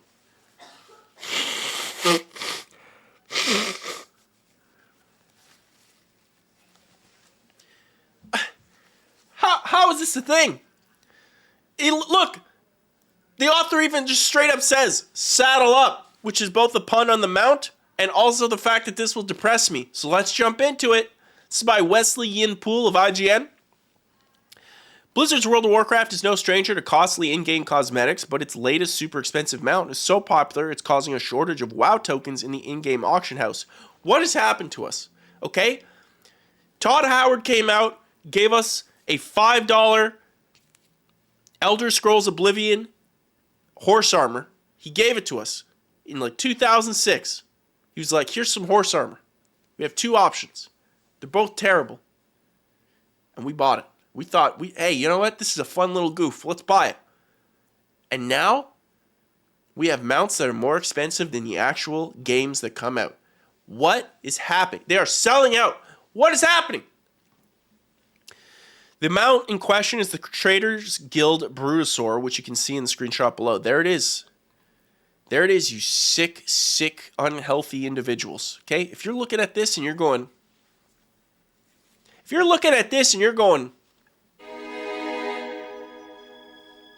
maybe. You need help. Okay? If you're looking at this and this is piquing your interest, I want you to count the amount of clothes you have in your closet. And if the amount of cosmetics you own is higher than the amount of clothes you own, the amount of shirts that you own, quite frankly, you need help. You need to talk to someone, okay? This is a problem. You need this figured. I'm worried about you. This is not sustainable. Do you hear me? I'm afraid. So what's so special about this Brutosaur mount and why does it cost an eye-watering $90? Not only does it come with the 20th anniversary themed harness encrusted with the gems representing World of Warcraft's expansions, that is a nice touch, in fairness. It features a genuinely useful time saver not normally found on mounts. I didn't know this actually. The Brutosaur lets players check the in-game auction house and the mail while they're riding out and about the world of Azeroth via characters Mordin and Killia who sit alongside the beast. I guess it's this person, and on the other side there's like an orc. That's kind of cool, though. That is cool. $90 cool? I don't think so.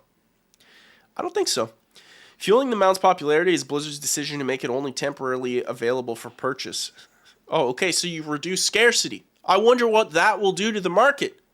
when you reduce the supply with a high demand? I wonder. It plans to pull it from sale January 6, 2025. So effectively, you gave a date that it will no longer be a sale. I wonder what will happen in a world where you've made a $90 mount that allows you to do something in-game that you can normally not do, get the auction house instantly for $90, and when you say it will no longer be there January 6th, I wonder how that will affect the market. Dear God. So players know they only have a few months before this particular Bruiser is potentially gone forever. Brother, it'll come back. It'll be back. It'll just be a different skin. Same functionality. It'll be there. This is insane. Someone's sitting there. I want you, chat. Like, I've worked in corporate for a long time. There were meetings. There were an insane amount of meetings where they sat together and they said, all right, so we're going to take this big dinosaur. And we're going to give it features that you just can't do anywhere else. And just through this.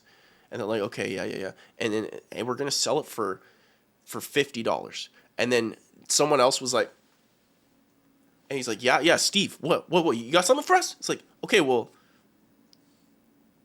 what if we sold for 90? They're like, yo, that's kind of high. That's like more than the actual games that come out these days. Isn't that a little rough, Steve?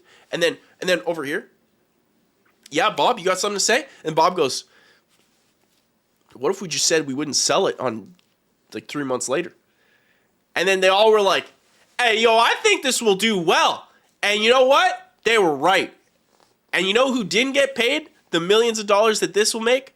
The artist who made this idea, who came up with this, they just got paid salary and that's it. There's an artist somewhere or a group that made this and they are getting no fruits of that labor. That is insane.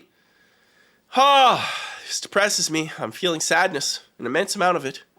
To put the cost of the mount into context, it's the same price as the deluxe edition of World of Warcraft's latest expansion. Oh God. I don't like this. Chat, I don't like this. Where are the people who say that gaming is the best it's ever been? Where are those people at? Where are they at? Where are y'all? The same people who say that we're all just old for thinking that games are getting worse? Where are y'all at? Hold on, let me drink my water.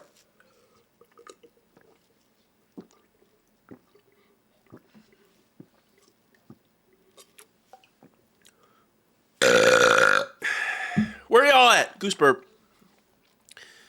Oh, chat, I don't like this. Tim the Tatman showed off a $450 skin on Blops? What? Tim the Tatman, $450 skin.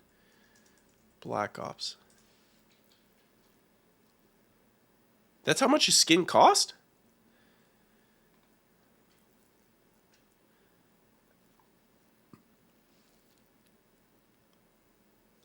What?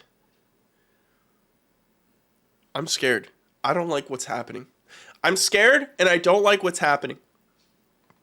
I'm scared. Someone needs to make a video. Oh wait, I already did. It was just not done well as far as the thumbnail title, and so it never got watched. Someone needs to solve it though. Even though they did, made a video about it. Nobody watched it because it wasn't marketed really well on the YouTube channel. Who was that person?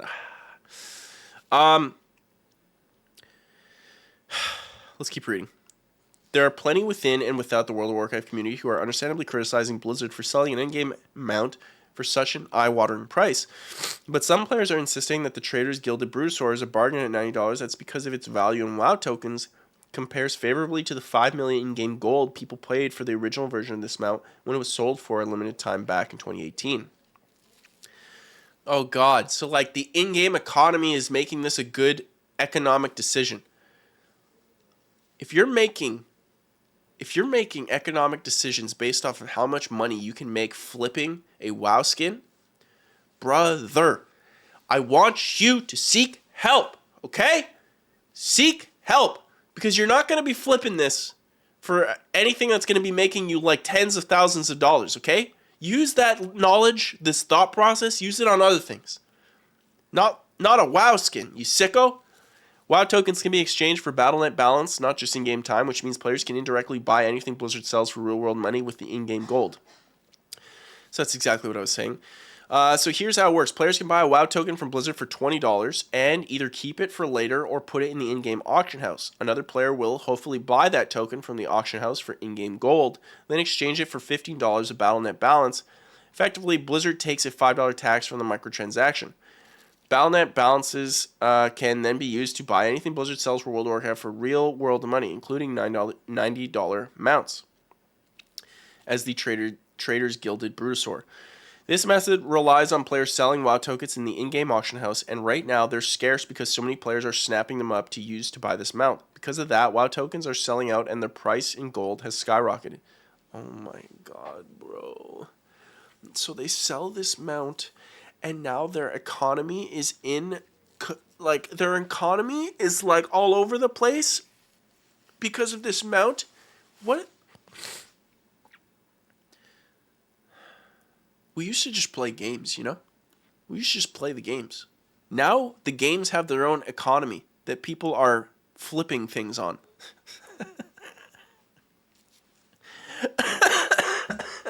Kind of weird dystopian future are we in? The games are better, guys. The games are the best they've ever been. Okay? They're the best. Pardon me. I'm dying. The auction house's WoW token right now is out of WoW token supplies since you need a supplier to supply the demand. Current skyrocketing, giving a 3% cap over 20 minutes. WoW token was 200k on North America, probably going to 400k in a short bit. Holy, it's doubled. At the time of this article's publication, a WoW token costs 335,000 gold on US servers. You need 6 WoW tokens bought from the auction house to exchange enough Battle.net balance to afford this $90 amount. 6 times, wow, that's a lot of gold, dude. At the current rate, paying just over 2 million gold. The original Brutosaur cost 5 million gold. Oh, so the Brutosaur costs 5 million gold. You buy this for 2 million gold, so you're going to get 3 million gold profit, which then you can then use to get more WoW tokens to basically let you play World of Warcraft for free, since you can use the WoW token for in-game time. Bro, what's going on with World of Warcraft, dude? How does this happen after I post my video? How? Come on! What does this tell us? Not much that we didn't know about World of Warcraft community anyway. Mounts have, over the years, proved incredibly popular no matter how much money they cost to buy. The original Brutosaur, released in 2018 alongside the Battle for Azeroth expansion, sold like hotcakes too. World of Warcraft players love their mounts. For Blizzard, it's laughing all the way to the bank. Or as Redditor Chucky is here put it, this mount probably just made more money than StarCraft 2 for 1/1000th the effort. If that ain't the most depressing thing, I swear to God.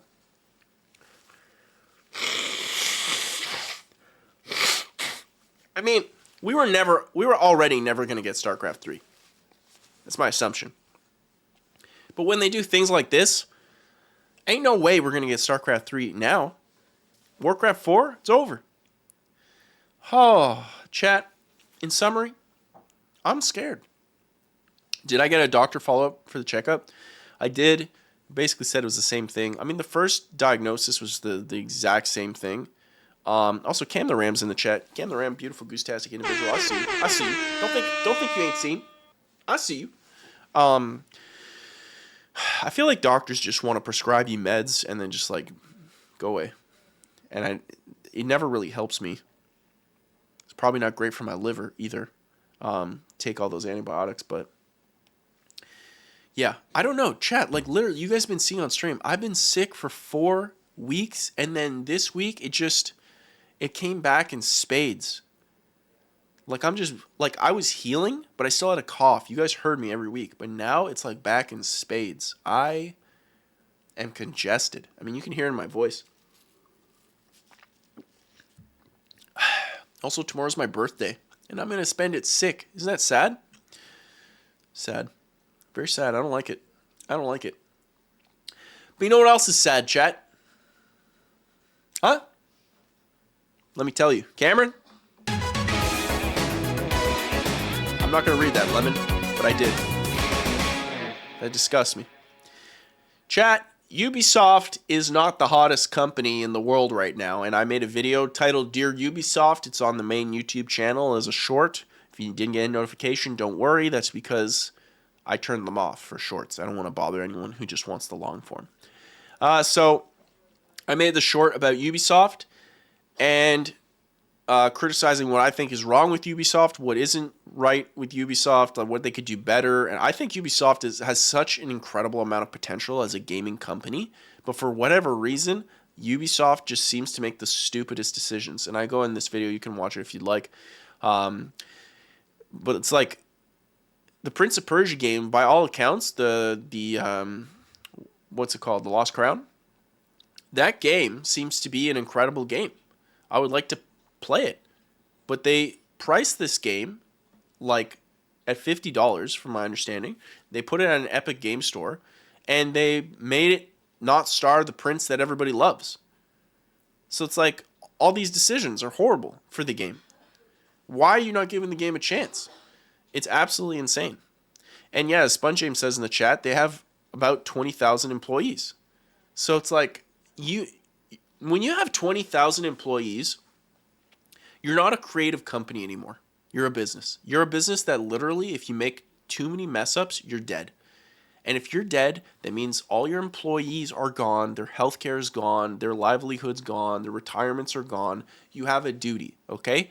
Do you want to make creative games? Sure. You should make creative games. That's what people want. But at the same time, you're a business, okay? The indies will make the creative games. They don't have to worry about that stuff. They can make a lot of creative risk. When you're a business, you got to, at that high with that many employees, you got to make strategic risks. And creating a Prince of Persia game that doesn't star the prince that people actually like, because quite frankly, Prince of Persia was like a very beloved series in the Xbox, PS2, and GameCube generation, like Gen 6. That trilogy, the Prince of Persia games, were amazing. I loved them. That first game is incredible. War Within they were all incredible. Great games. They sold well. And then they go and make a reboot of Prince of Persia, the cel-shaded game. You maybe already forgot about it. This game bombs. So they took the idea of Prince of Persia that did well. They rebooted it with cel-shaded and changed the look of it. It bombed. Now that doesn't tell you Prince of Persia's a bad IP. That tells you potentially it's just the look that people are actually very specific on. They don't want the cel-shade. And with this game, they make it a Metroidvania, okay? Those games, like, Metroidvanias are cool. They have to be priced accordingly. $50, too much. Okay, so that's you've already shot yourself in the foot. They're picking the cel-shaded art style. Again, history says that didn't work before. It seems risky to do it again. I'm not saying it's wrong. It seems risky. They changed the main prince. Effectively, like we talked about this on stream a couple weeks ago, it'd be like making a God of War Metroidvania starring Atreus. It makes zero sense. Why would you risk that with 20,000 employees? You're here to make money. So, stupid. X-Defiant having hero shooters in the stupidest name known to man. Like, why? Skull and Bones not being a direct sequel to Assassin's Creed Black Flag? Like, why would you just not make a sequel to Assassin's Creed Black Flag? People love Assassin's Creed. You're always looking for Assassin's Creed. You don't need to reinvent the wheel. You just make a sequel. And you get the same thing. You don't need to make a new IP. Make a sequel. But you reinvent and you charge an arm and a leg, and it didn't work out for you. Star Wars Outlaws. Again, I had problems playing it on stream. I thought the game took way too long to start. Like, way too long. So boring and too long to start. But here's the thing. If you would have made it a Mandalorian game, it would have sold better. That's just objective. And especially if you would have sold it around the time when Mandalorian movie is coming out. Bro. Or the show. Like, if you would have nailed that time window. And the reason I can say that, because Bebo says it in chat, when Star Wars 1313 came out, it was effectively, that's what that was. It was effectively a Mandalorian game before the Mandalorian was a popular guy. If you would have just done that and looked at trends and what people actually care about, you could have made the same game, different character, and they will sell more. Gaming journalists, I feel like, are the biggest problem with this, where gaming journalists will be like, this game didn't sell because gamers are mean and gamers hate XYZ and gamers are like, they're all these like word-ists, you know? Gamers are bad people. No, first off, journalists, that is the stupidest thing ever. It just really bothers me because effectively you're just painting all these people who just want to play games, okay? You just want to sit down on their chair, play their game, and not think about the annoying life that is extremely expensive. Minus you people paying $90 for your World of Warcraft mounts, okay? You guys are a problem. We're just regular people looking to have fun. That's what gaming is, okay? But at the end of the day, again, if you made a God of War Metroidvania starring Atreus, and you made that game and it was incredible, it will not sell as well as a God of War Metroidvania starring Kratos. The same game, just little tweak as the character being different. These things matter. And for whatever reason, when it comes to Ubisoft, they make the stupidest decisions known to man. Which again, doesn't bother me, but it will bother the 20,000 employee you're hiring. Because you're a publicly traded company too. So the worse you do, the worse your stock is, the worse people's stocks are for retirement. Like a lot of people are pooling those stocks in these companies. They get these stocks given to them at the end of the year, okay? They get these stocks given to them as a bonus. And now they may have held on to these stocks. People could have been there for as long as 20 years. And now the stocks are just dipping lower and lower. I mean, what is the Ubisoft stock right now? Ubisoft stock. Brother, if I was an employee at Ubisoft, holy brother, holy. The stock is now worth the same amount it was in 2014, 10 years ago. Chat, the amount of stock these employees have in these companies, okay? The idea is when they want to retire, they have so much stock they can now sell it. They probably got in somewhere here or here, and then you keep working, and as your company grows, your stock should relatively go with the S&P. So the market should consistently grow, and I believe the average is like 7% year over year, right? When inflation is usually 3% year over year. So you're going to make 4% increase if you would just go on like the S&P. S&P. See? Should just be like this. You're going to have some dips overall, but it will always go up. Always, never say never, but effectively that's what it is. But if you're a Ubisoft employee, like you have to understand, Ubisoft needs to make decisions not only good for gamers, of course, but they need to think about their employees, man. That's a lot of people losing a lot of money. And if I'm an employee at Ubisoft and I'm saying, no, the prince has to look like this. He has to look like someone no one's ever seen before. He has to have this to fit, to champion my values. I'm telling you, dude, it doesn't matter what the state of the industry, the political correctness is right now. I'm telling you, everyone that is working with you, sir or madam, hates you because you are losing them real money with your stupid decisions, championing your values. It's so selfish. Absolutely disgusting. You really need to think about this because, like, dude, $14 a share being the same as what it was in 2014, brother, that is so bad. That is so undeniably bad. That is so embarrassing. I really feel. And so Ubisoft is now taking an L on Skull and Bones with horrible decisions. X-Defiant, Prince of Persia: Lost Crown, and Star Wars Outlaws. Every single game they've released this year. 4 stinkers in a row. And they were supposed to release Assassin's Creed Shadows, but they have that whole nightmare on them. Ubisoft, you've seen the reception of Ghost of Tsushima. When you're a business that big, you want to base your decisions off of wins that already occurred. Stop guessing. I'm happy they're making Assassin's Creed in Japan because everyone's been asking for this forever. But, like, how are you going to... It looks... We'll see when the game comes out. They pushed it. It looks dramatically worse. Visually, gameplay-wise, aesthetic-wise, everything. Across the board. From Ghost of Tsushima, which came out... When did Ghost of Tsushima release? Ghost of Tsushima release. Everything about Assassin's Creed Shadows looks worse than Ghost of Tsushima, which released in 2020. Bro. How is that even possible? How is that even possible? Chad, am I wrong? Am I wrong?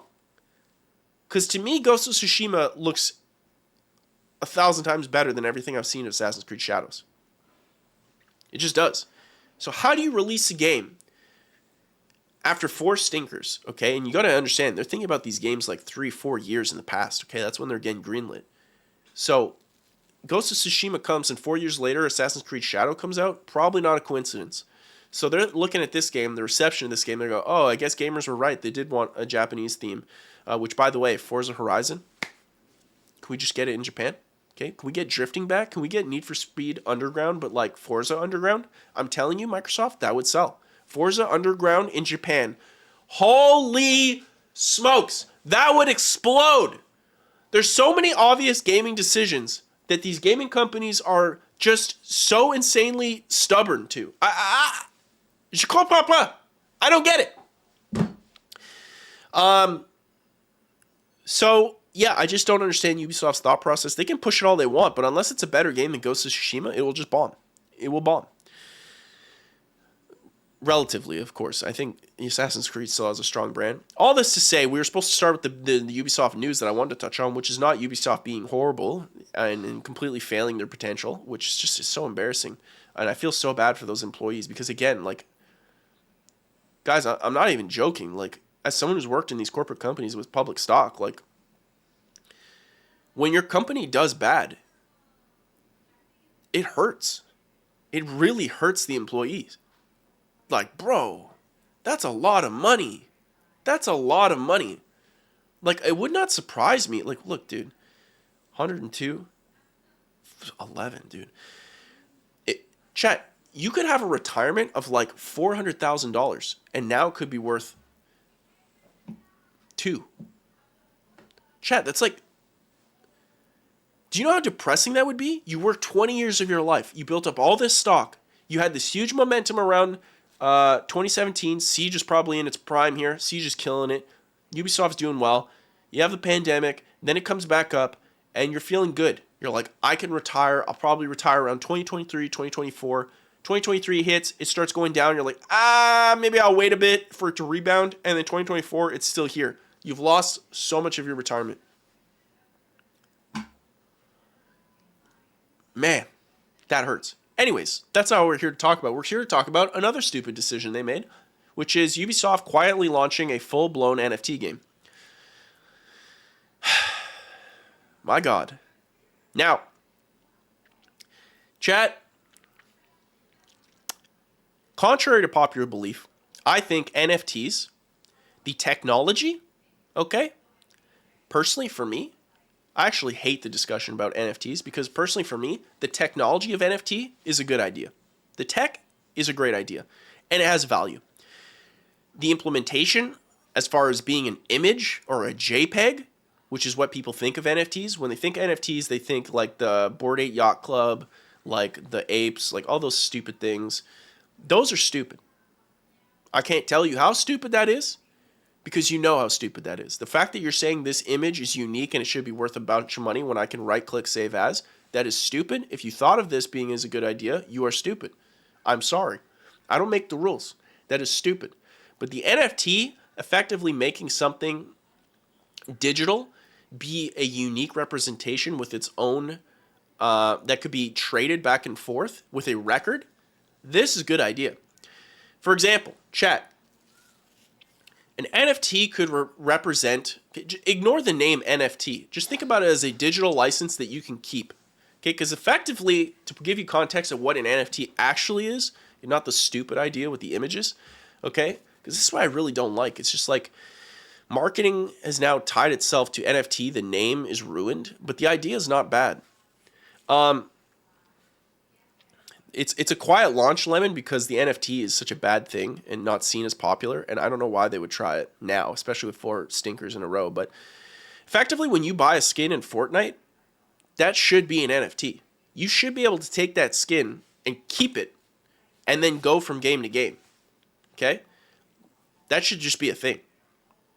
Like, right now, the gaming industry works in such a way that imagine if you bought clothes, okay? You go buy outfits, but you can only wear those outfits on specific days. Meaning, I have these brand new Air Force Ones, but I bought them on Monday. They're only applicable on Monday. I can only wear them Monday. If I try to wear them Tuesday, the shoes won't let me. I still own the shoes. I just can't put them anywhere else. It doesn't work. Yeah, exactly. If I buy some Levi's jeans, I cannot wear my Levi's jeans any other day than Tuesday. I can't wear them any other day. If I bought them Tuesday, my Levi's jeans get worn on Tuesday, and if I try to go outside on Wednesday with my Levi's jeans, boom, they disappear. That's an awkward day for me. That's what video games are right now. It's not supposed to be that way. It's not the right way it should be, and right now it is so incredibly stupid. And there are companies who are getting closer. I'd say Valve is the closest with this, but it's still not great. It's not universal. It should be universal. It should be a platform thing. Effectively,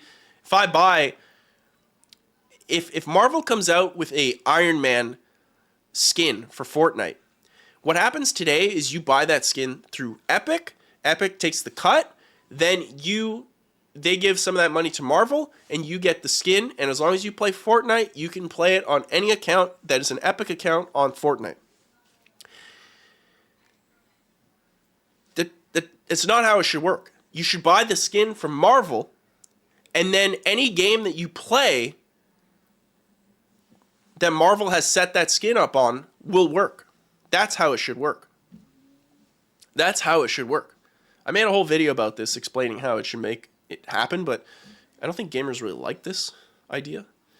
Quite frankly, when you talk about economics of games, I feel like the gaming industry, it's not a mainstream topic, so a lot of people don't really like to talk about it, or I could have just not marketed it really well. Thank you, Celine. I'm literally thinking about that right now. Real quick, before we jump in, I'll share. If you are interested in this video, I should redo the thumbnail and title. It's time we fix video games. It's a little too artsy, but I break down everything about what you should know about NFTs and like how it should work. I don't even refer to them as NFTs. I don't even think I say the word NFT because it's just a stupid name. It's a branding. You just need to think about the tech underneath it. Effectively, this is what the gaming industry thinks about NFTs, okay? Because the idea of NFTs being like, my image should cost money when I can just right-click save as is the stupidest thing ever. But the way the video game industry thinks about NFTs is wrong because effectively it's like labeling a screwdriver as a horrible piece of technology because one person killed someone with it. Like, it can be used for other things. Just this one very specific use case with the screwdriver, we would all collectively agree is both stupid and bad. It doesn't have to be that way. You could just use the screwdriver with a screw. And it's a really cool tool. It has a purpose. It's just not that. It could be used for that. It's incredibly stupid, illegal, and we don't want that. You know what I'm saying?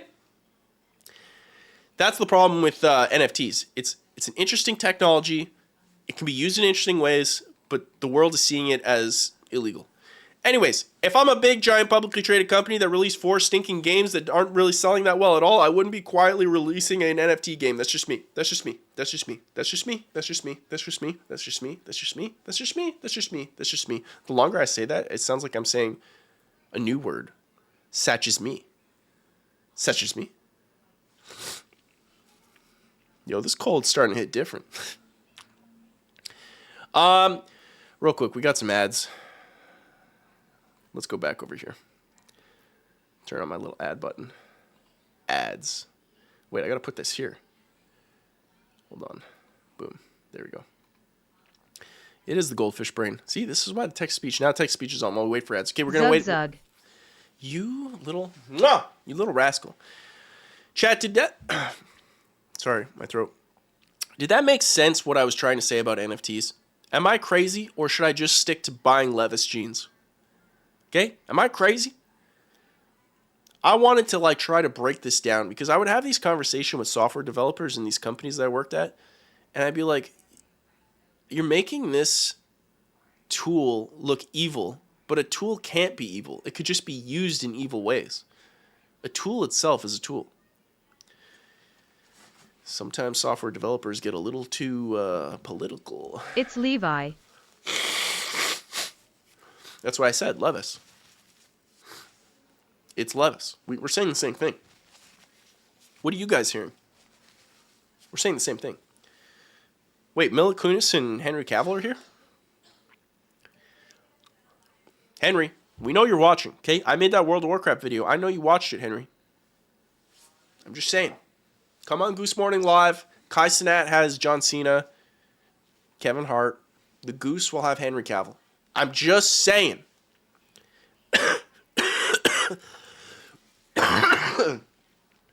I'm going to make it, chat.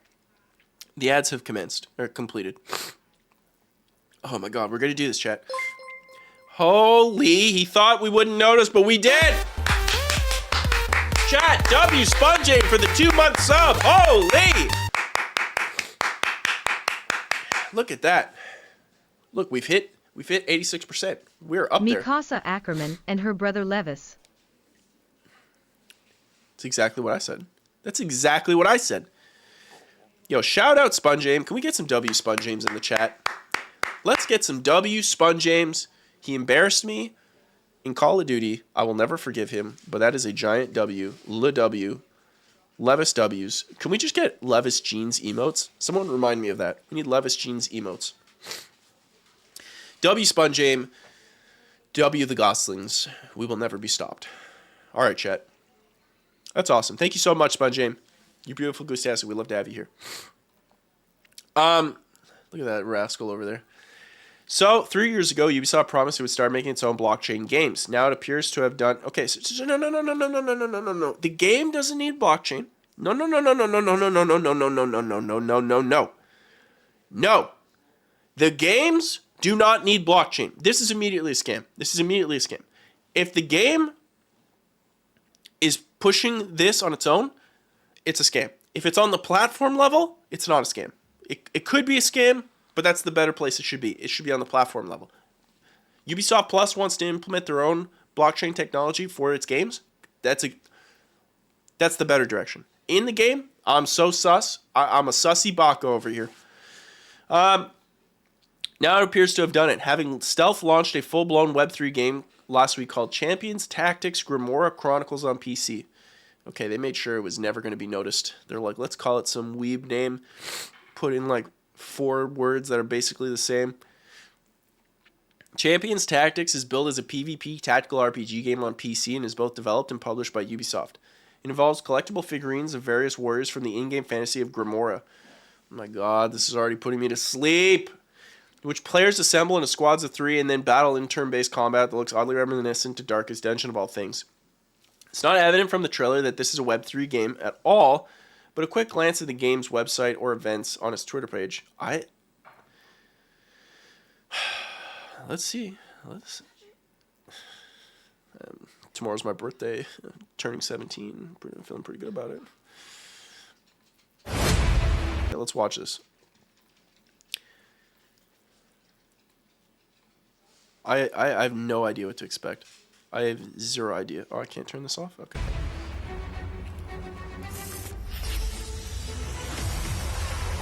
Wait, this sounds like the Avengers theme. Listen to this.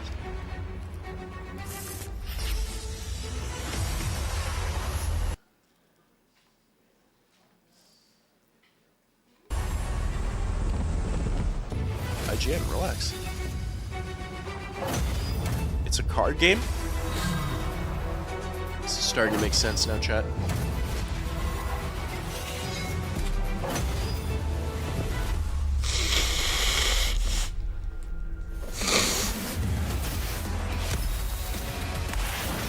Starting to make a ton of sense.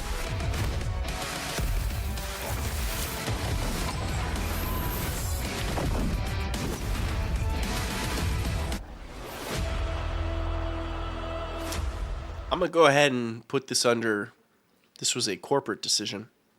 Feeling pretty good about that. Feeling pretty good about that decision. I will not be joining, thank you. That is clearly a corporate decision. That could not be more obvious.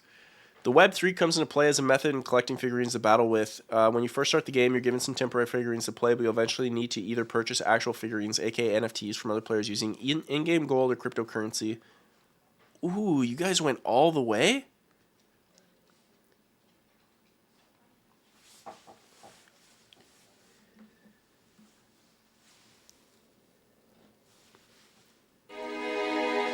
Ubisoft.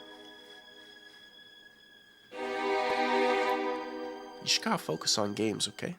Stop thinking. You're thinking too much. No more. Okay? No more. What I want you to do is very simple. I want you to make some good games, okay? Now listen to me closely because your stock price is hurting. It's hurting real bad. Let me just pull that up. Now that's not great, okay? So we're gonna have a few words, me and you. We're gonna exchange some words now that it's very mutual. I'm listening. It's close, okay? We're gonna talk. We're gonna talk this thing out. What I need you to do, okay?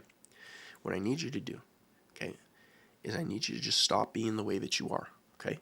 I need you to make an Assassin's Creed game that is like Assassin's Creed 2. If you want to remake Assassin's Creed 2 from scratch or Assassin's Creed 1, reboot your branding, okay? You need to do it, okay? I need you to make a Prince of Persia collection, and I want you to sell it for $30, maybe even $20, okay? You're just trying to see if the brand has value, okay? Include all the 3 Prince of Persia games and the 4th one. I think you've already done something like that. Good on you. That's a good move, okay? Far Cry. I need you to take everyone who writes stories for your Far Cry games, and I want you to publicly execute them, okay? I need you to publicly execute them right now because I don't think they know what good story is, quite frankly, unless they're trying to put me to sleep. If that was the goal, then they're killing it on that, okay? Get them out of there. Also, the icon simulators you put on your maps, that's enough, okay? We don't need 200-hour games. No one's playing your games for 200 hours. No one's doing it, except for those 2 people making YouTube videos, and then everyone just watches those. No one's playing the game. Relax, okay? Next, Siege. This is what I want you to do. I want you to make a sequel to Rainbow Six Siege. I want you to eliminate the hero stuff entirely. There's too much to learn. Okay, it's been 10 years. It's too much to learn. Siege is effectively the next generation of Counter-Strike, but the hero stuff is limiting it, okay? So just keep the characters, because people feel good about those characters. The country, they feel connected. It's a good idea. The hero abilities, it's not necessary. Allow everyone to use the same abilities, and then people can just play the way they want, okay? It would be so much more interesting from a viewer perspective. Just do that, please. Okay, just do that. Siege 2, introduce a campaign, and for the love of God, okay, us Splinter Cell fans, we've been waiting years, okay? Just bring us back to the OG Splinter Cell, okay? OG Sam Fisher, OG Stealth, and proper Spies versus Mercs, okay? It was literally one of the greatest multiplayer things of all time, Ubisoft, okay? You're killing me. You have so much potential, and you're sitting here making the worst games ever with the stupidest ideas ever, and then making horrible Hollywood movies, okay? You need to get your priorities straight. Stop making NFT games and secretly dropping it, okay? We saw you. You've been found. You've been exposed. Get back to what made you great, okay? That's all. That's all. That's all. All right. All right. Everybody go back. Everybody go back. Craft your own using the Forge system, which also requires you in-game currency or crypto. Oh, dear God. This time in this piece, 5 days after launch, the in-game marketplace has figurines for sales ranging from around $7 to whopping $60. What? At the time of this piece, 5 days after launch, the in-game marketplace has figurines for sale ranging from around $7 to a whopping $63,000 for something called a Swift Zealot.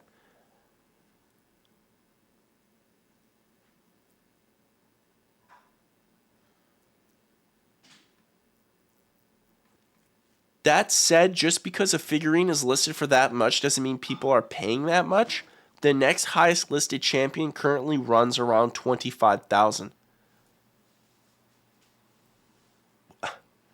And while a handful more cost thousands, the high-end stuff mostly appears to be capping around $335.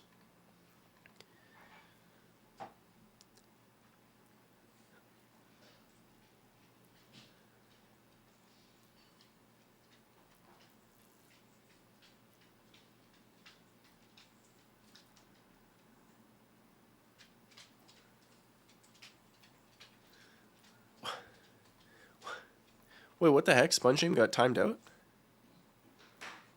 What the heck?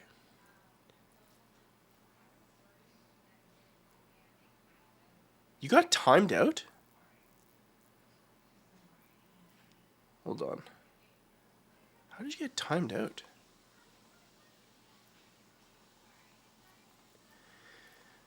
Now I'm dealing with two things. I'm dealing with the fact that Ubisoft just blew my freaking mind. I didn't think it could get that bad, but holy. Give me 1 sec.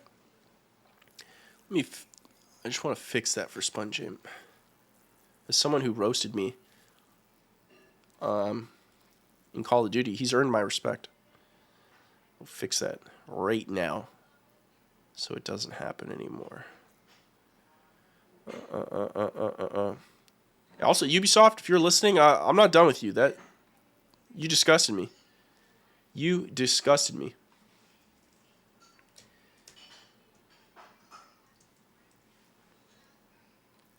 All right. There you go. You are golden now. You should be golden now, at least I think. Holy smokes, Ubisoft. I clicked allow, so I don't understand why I did that. Anyways. Chat, I'll be honest, I didn't. My body wasn't ready for everything that this is. I reject it entirely. An update. ESRB spokesperson responded to IGN saying that Ubisoft did not submit Champions Tactics for a rating, that the adults only 18 rating original launch trailer was included in error. The launch trailer posted on the game's official YouTube channel has been replaced by one with the AO rating. While companies are now required to get games rated by ESRB in the process entirely voluntary, console manufacturers, a number of U.S. retailers, the storefront require ESRB Champions Tactics is currently only available via Ubisoft's website, meaning it's available to skirt this issue. IGN understands that the adult-only rating is only appeared at least one online advertisement for the game. Yo, dude. That's bad. What the heck? Chill, Ubisoft. What the heck is wrong with you? We got some real sad PlayStation news, but before that, let's try to cheer up the mood with some interesting Halo news. Okay, chat? Now, as you guys know, I've been very critical about Halo. Okay, Cameron, play us up. Very critical. Because they've effectively ruined my favorite franchise of all time. But this surprised me. Credit where credit is due, ladies and gentle geese. Halo Infinite has a new update called The Great Journey. And if you follow this channel, then you know I not only love Halo, but I hate basically everything 343's done with it. Oh, sorry, I guess they're the Halo studios now. However, if you remember, a long time ago, I said 343, given that the fact that I'm a software developer and I like to make all my decisions based off data, I recommended 343 do one thing that they could easily do to be able to track the interest in classic Halo. And that suggestion effectively boiled down to making a classic playlist in Halo Infinite that players could play in. One without sprint, one without clamber, one without any of that gobbledygook, and OG maps, given the fact that their Forge is so incredible. Well, it turns out they did just that. And so they've released this Great Journey, which is an homage to Halo 2, given the fact that we are now hitting the 20th anniversary of Halo 2, which I believe is what, November 9th is when Halo 2 came out? I still remember getting my box. What a special day that was. What a special day.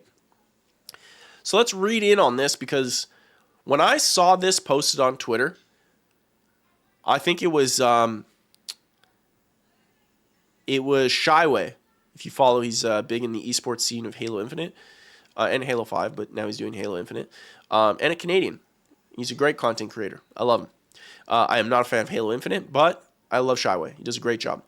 Shyway posted this and got my eye just like, I was like, no way. They did the thing. They actually did a thing that I suggested. So, of course, I'm going to spend the time to give him credit. This is amazing. So, let's read through this. There's a community post on the Halo Waypoint. Picture it. The year is 2004. Ooh, baby. Mountain Dew and Doritos are the snacks de rigueur. First off, I was never eating Doritos as my snacks while playing games. Ain't no one needs that Dorito dust. And Mountain Dew? Nah. I'm drinking Coke. Okay? I'm drinking Coke. And the sequel to 2001's hit game Halo Combat Evolved is in your Xbox, ready to go. Oh boy, I remember that day. So good, dude. So good. 20 years ago, the gaming world was introduced to Halo 2, and the things were never the same. Multiplayer experience forged friendships, propelled online gaming to the mainstream, and elevated MLG to another level. Hit him! Cameron? Remember that? MLG, you had Final Boss, straight ripping. Oh! Good days.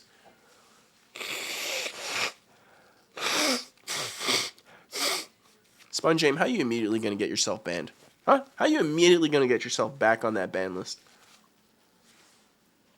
You're wild. It was truly the catalyst of early gaming and online eras, dude. Yeah, honestly, Halo 2 matchmaking was just like online Xbox matchmaking, console matchmaking was not really a thing. You'd have server browsers. And Halo 2 came out with their matchmaker. Oh, it was so amazing, so ahead of the time. So incredible. And the game slapped on top of it. And basically everything that Halo 2's multiplayer was on Xbox was taken and put into Xbox Live on the Xbox 360. Like they clutched it. The friends list, the friend request, they didn't do clans, but the messaging, the voice messaging, proximity chat, Halo 2. So, with the great journey coming on November 5th, we want to celebrate this iconic milestone by bringing Halo 2 festivities to Halo Infinite. Here are the playlists that will be available next week. Delta Arena is a playlist intended to embody the spirit of the gameplay you experienced in 2004. Think of this as a modern take on legacy settings you remember for the days of yore. Delta Arena modes will feature no sprint.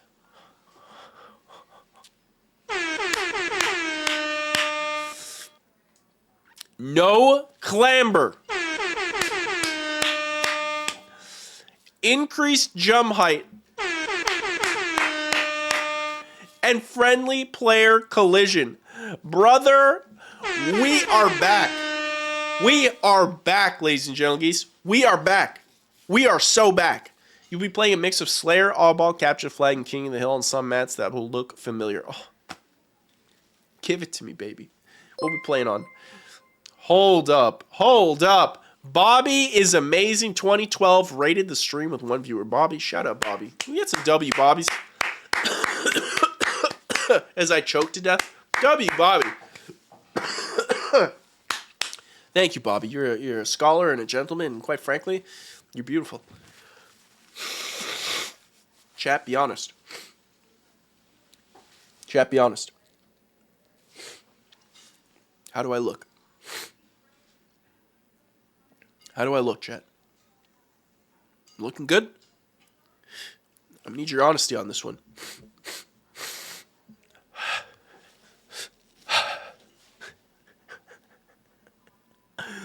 Let's go back. So we got Ascension. Dude, a staple in Halo 2. Ascension is back, forged by Bullet to the Head 9, Distorted Jackal, Mick Rips. This is good. This looks a little darker than I want it. Like, I think the shadows are too harsh in Forge. It gets too dark. I would like that bumped up. It just wasn't a thing in the original Xbox, so like nothing was that harsh that it would be hard. Because I feel like right here, you see, there's a ramp here. It's like right here. It's hard to see. I don't like that. So right off the rip, not my favorite look, but maybe in-game it plays different. Turf, this looks great. This looks fantastic. I would say the same thing with the shadows, a little too hard on the shadows, but Turf is a fantastic choice. That's probably one I'd definitely put in. Lockout. You got to put Lockout. I would want the snow. And again, this is too dark. Too dark. You want it visually to look good. Like, it needs to be, like, understandable to see. It needs to be clear. But I think this is, of course, you need a Lockout. And Unique is a Canadian and a very special individual. I believe. That could be my goldfish memory. Now we're talking. Look at this. What the heck? Dude. What? This is, of course, Halo 2's Wizard. Holy, this is a great idea with the poles. What the heck? This is actually incredible. Dude, my boy cooked. Mick Rips, Bullet to the Head, Distorted Jackal. Pardon me. That's incredible. My boy Cook, that's by far the best one. That's by far the best one. Midship, you're going to have to do a midship. 100%. Just from this picture alone, it looks okay. It looks like midship. This looks incredible. Yes, you need a sanctuary. I don't know about this again. It looks a little dark, but overall, yes, you need sanctuary. Beaver Creek, 100%. Again, a little dark, but I'm there. I'm hyped. These are the maps. What other maps would you put in besides these maps? If you had to for Halo 2, maybe Ivory Tower, maybe. Trying to think. I think this is solid picks. Solid picks for Halo 2. Solid picks. They did a great job. Third-person firefight. If that's interesting to you, you can play firefight in third person now in a specific firefight mode. That doesn't interest me at all. I don't like Halo Infinite's firefight. It's not the way I would like it. But that is available to you, so that's there. Ranked update. There's also some updates coming in rank experience from the Great Journey. 2 new maps. Fortress, CTF map. Okay, and Inquisitor. Oh, that's the midship. Here's another look at midship. This looks great. This is a way better picture. I would have went with this picture instead. And Fortress. This looks fantastic. This looks fantastic. Man, shout out to the Forgers, man. Just literally saving Halo Infinite. All this experience available at the launch of Operation Great Journey on November 5th. They need to get rid of the name Operation Great Journey. It's just makes it feel like it's forgettable corporate blah, blah, blah. Chat, what I need to do now to prove to you that I am not a hater. No, sir. No, sir. Okay? This is what I need to do. This is what I need to do.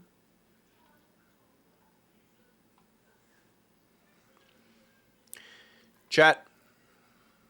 See this? There it is. Halo Infinite is being installed. I uninstalled the game. I'm back, baby. I'm back. I'm playing Halo Infinite. I don't know if we'll do it on stream coming on the 5th. Maybe. Maybe we'll do a special stream on the 5th. That could be interesting. I'm playing Halo Infinite. If it's going to do the thing that I suggest to do, then I need to play it, and I'm very happy that 343 did that. 343, that is a great idea. Thank you for making this change. I wish your maps were a little bit more light, so they were easy to see, but maybe the pictures are making it look more harsh than it actually is. You picked the great maps. You made it in the. You made a new playlist for testing. You took away all the stuff and made it classic. Where's the bullet point list? No sprint, no clamber, increased jump height, friendly player collision. You've done everything right. This is perfect. 343 Halo Studios. Thank you. This is a step in the right direction, and if anybody likes classic Halo, I heavily suggest you jump in this playlist because I guarantee you they are watching. This is a great decision.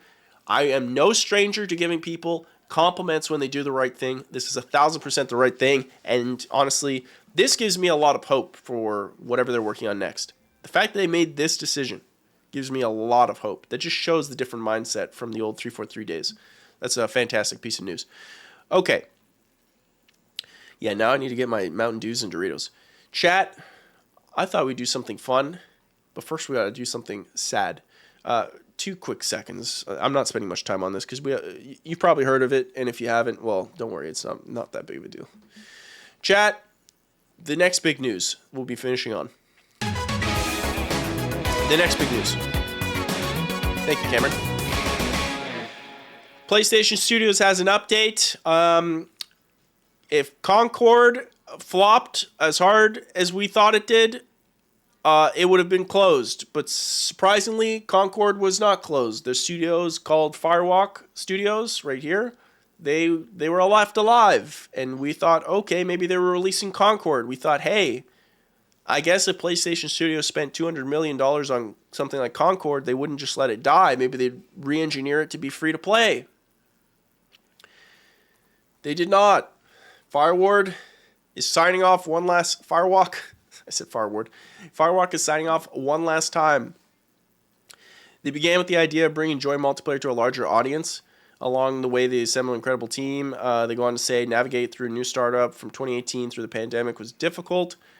They built a new customized next-generation first-person shooter engine in Unreal 4 and 5, delivering top-tier gameplay feel, beautiful worlds, and performance 60 frames per second technical experience on the stable and scalable back end of the PS5 and PC.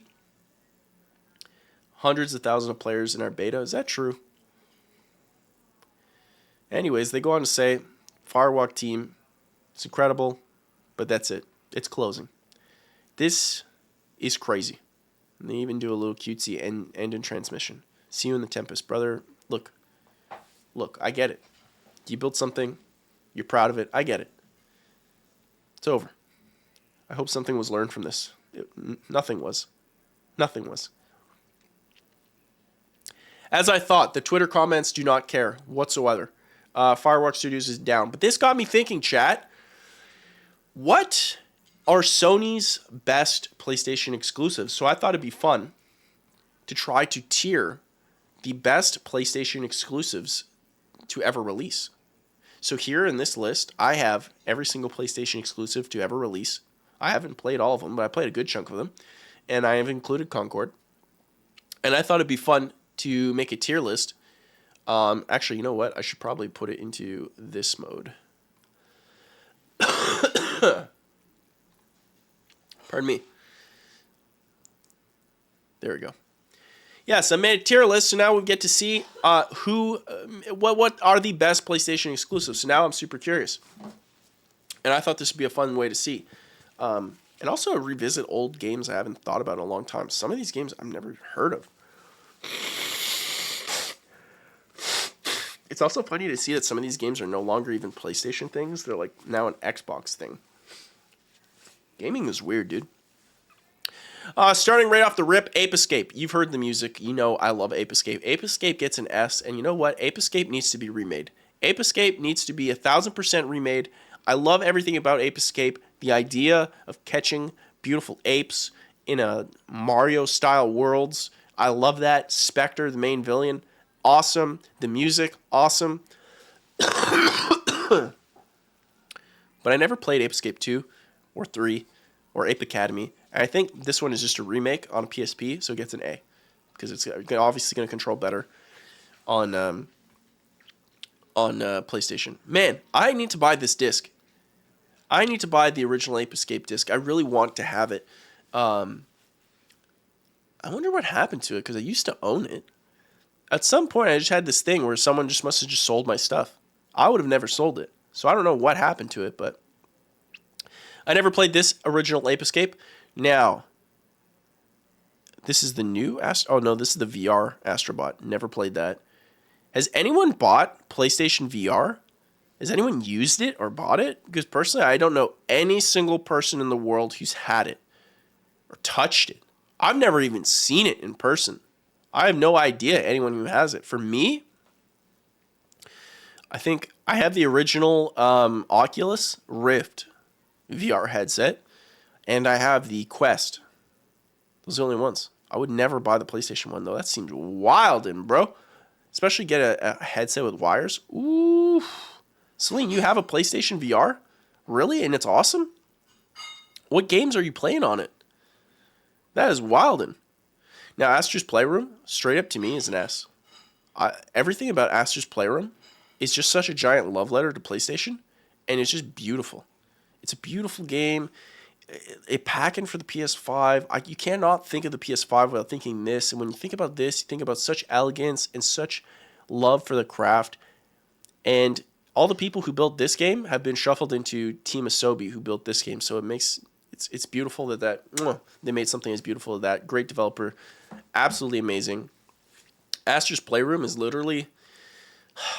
It brings such joy, especially because this game came out during the pandemic with the PlayStation, obviously, in late November of 2020.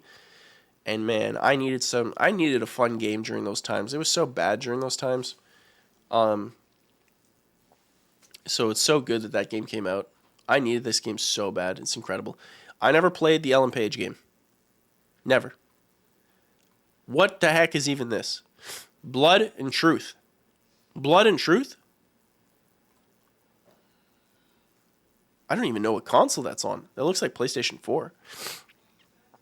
Oh, boxing is the fun thing? I could see that. But my problem with doing exercise with the VR headset is the sweat that you get on your headset. Like, that's the thing that, like, bothers me. First time chat, we got our boy Sneakcat, beautiful Goose-tastic. We love to have you here, Sneakcat. Says Beyond Two Souls is such a good game. I've heard mixed things. I would like to try it, though. Same thing with the other one that he made after. The Quantic Dream made after. What's it called? Detroit Become Human? I've been wanting to try that. I saw a clip of that on Instagram Reels the other day, and I was like, yo, I legit kind of want to play this. We got freaking Punch Sploder in the chat. Punch Sploder, beautiful, fantastic. We love to have you here, Punch Sploder. Good to see you. Heavy Rain I did play. I do remember the memes with Jason. I pressed that button like 2,000 times. Bloodborne. Chat.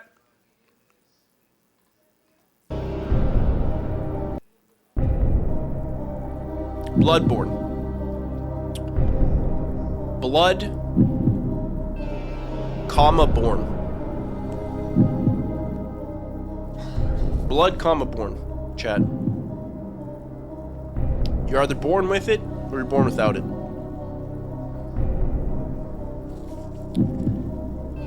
It's a good one of the Souls games. If I had to pick, for me, Bloodborne for me. Bloodborne's one of my favorite ones. For me, it goes into A. And I'll tell you why. Like, for the Souls games, it's the aesthetic that I really, really like. And for me, it's like Dark Souls 1, Bloodborne, and Elden Ring are like the three that like always spark joy just thinking about being in it. I didn't beat a single one of those, but I spent tens of hours into them. Like probably 30 hours in every single one. I always love playing these Souls games, but then at some points it gets like ridiculously hard and I don't feel like trying to figure it all out, so then I stop. But I always enjoy every experience. It's just pretty much like, it's like going for a run and then you gas out. You're like, I have no more energy, so I'm done. So for me, I'm like, okay, well, Bloodborne, that's how I felt, but I enjoyed every second of it. Now, Sekiro, I did not like at all. I did not like Sekiro one bit. It bothered me. It was way too hard, man. Way too hard. I get it's for some people. More power to you guys who like that stuff, but way too hard. The tier list, we're doing best PlayStation exclusive tier list. In fact, I should put a text thing here. Let me put one. Title. Okay, hold on. Let me put a title. Best PlayStation exclusive tier list. See that, chat? Look at me. Just such a beautiful little man, just helping the world with legibility. See that? Look at this man. The man doesn't miss. Okay, now give me 1 sec. Let me unmute this, and I'll be right back. I just have to go get more water and go do another bathroom break. As you can tell, my throat is dying. I'll be right back.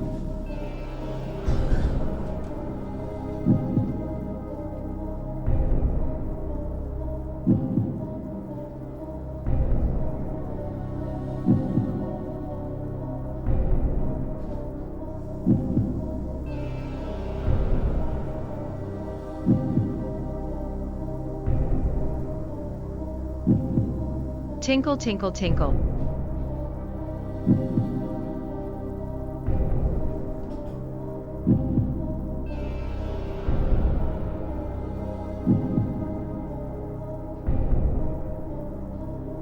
Goose, you've been drinking a lot of water. That's a healthy stream.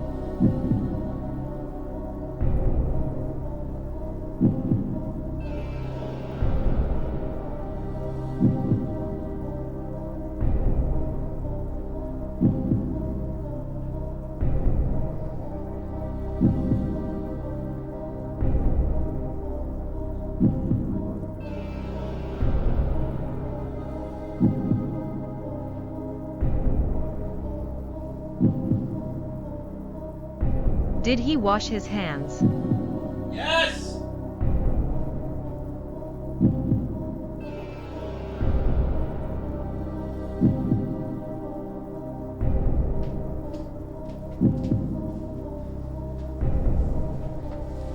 You guys are sick. You guys Tinkle, are sick tinkle. individuals.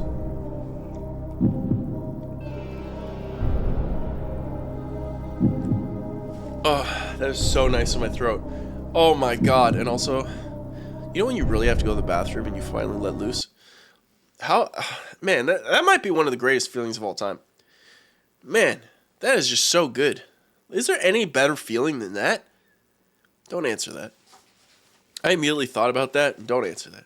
Bravo team, never played it. Concrete Genie, never played it. Now, Concord, I didn't play it, but I've never seen a game bomb as hard as Concord in the history of video games ever. Has there ever been a game that's bombed as hard as Concord? I can't think of a single one. The game released and died in 11 days. It was delisted. Has that ever happened? That's insane. Oh, man. Dude. What I do is I have Advil. Actually, that's what I forgot to take. I forgot to take Advil. I gotta take more Advil. So I had Advil for my flu. Cold and sinus, whatever thing. It's like a flu thing they offer. But after the 4 hours of Advil, it starts coming back with a just vengeance. And that's where I'm at right now.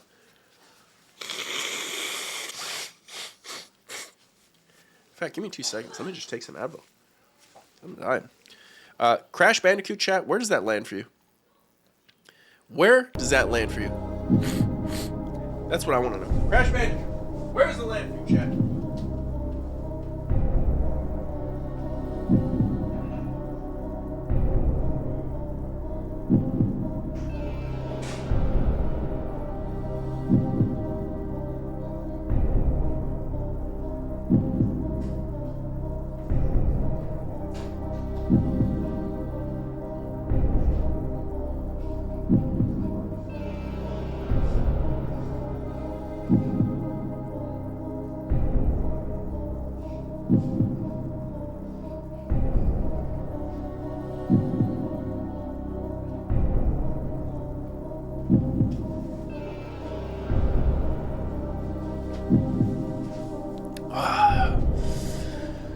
That's nice. Holy. You guys saying S for Crash Bandicoot? I'm 1000% with you guys. Original Crash? S. Crash 2? S. Honestly, not enough people talk. The whole thing. I really like this one. I remember loving this. Crash Bash, I don't remember feeling that strong about it. But Crash CTR? I'll be honest. I officially hit UNC status because I have a nephew and an upcoming niece. I guess it's time to be the cool uncle with the gadgets. Hey, yo, what up, Unc? Hey, yo, what up, Unc? Yo, congratulations, Sponge Aim, on being an uncle. Shout out, Unc. Shout out, Unc, in the chat. Yo, what you playing later, Unc? That should be a community game. Crash Bandicoot Team Racing. Crash G... Bro. Goose is dying. Crash Team Racing? Dude, yo, this makes me think about Diddy Kong Racing too. Diddy Kong Racing and Crash Team Racing were so beautiful alongside Mario 64. I feel like each game... Actually, I feel like they didn't compete with each other. I feel like they were each very specific thing. Like you were either... You could play Diddy Kong, Crash Team, and Mario Kart, and you could play all of them. It was fine. You're so old, but you're 21. No, that doesn't sound old. This Daxter game, B. It's fine. Days Gone. I played 2 seconds of it. It didn't interest me, but I want to go back. Do I have the gall to put this in C, or should I wait? Should I put this in Never Played? I only played it for like an hour. Celine says B. Mario Kart is the GOAT, dude. But honestly, low-key, I think I'd rather Crash Team Racing and Diddy Kong Racing. Personally. Mario Kart 64 is pretty dope, though. I'm going to put Days Gone B for Slim. Dead or Alive. That's where Dead or Alive was an exclusive? Never played it. Dude, I never even played Death Stranding, but it looks cool. Demon Souls is a B. Even with the remake, it just didn't hit the same way that Dark Souls did. I didn't even... This one I played the least of all the Souls games. I never got really big into Demon Souls. PlayStation 5 one looks incredible. I didn't play this, but I'm putting it in F. I feel pretty good about this. Destruction Derby? I don't remember anything about this. Anything about this? Oh, this one I want to play? This one I didn't play? Chat, dude, I am not a gamer. I didn't play. I didn't hear about this. I played this. This is pretty good. Fat Princess? Legit is actually a pretty good game. That's an A. That was a really cool game. I actually wish that game would come back. That game was pretty lit. It was ahead of its time, too. It was like a little MOBA-esque game for controller. Final Fantasy X. No. No. No. No. I like this one. Firewall? Never even... Oh. There's my boy.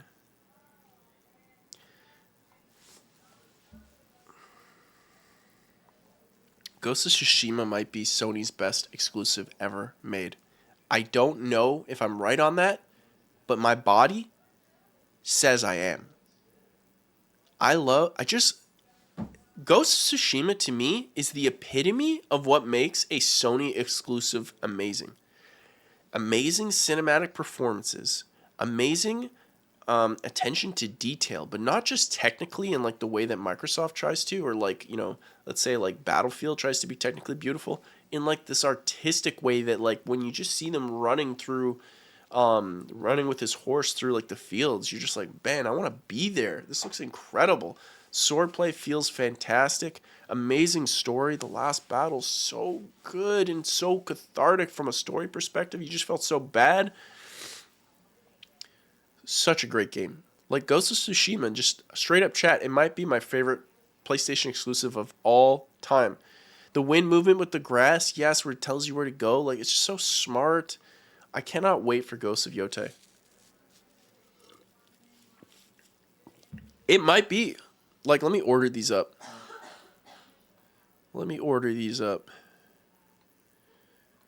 actually like them backwards. Ghost of Tsushima might be my favorite. God of War is pretty good. I think God of War 1 is an A. It's solid.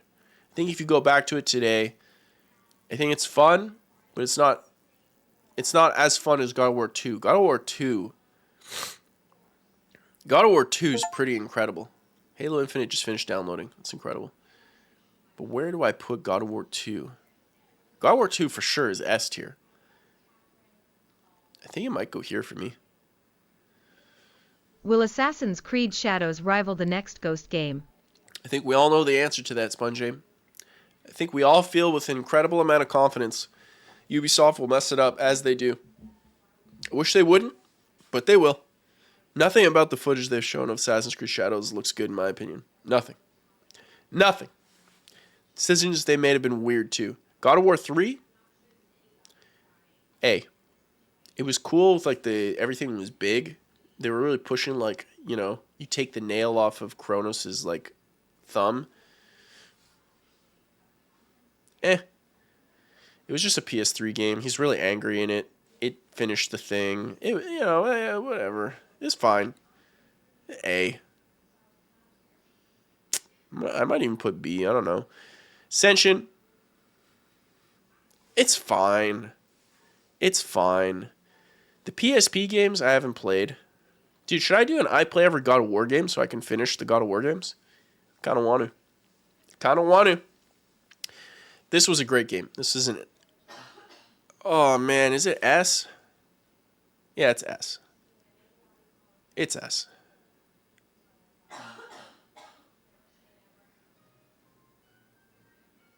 Yeah, it's better than God of War 2.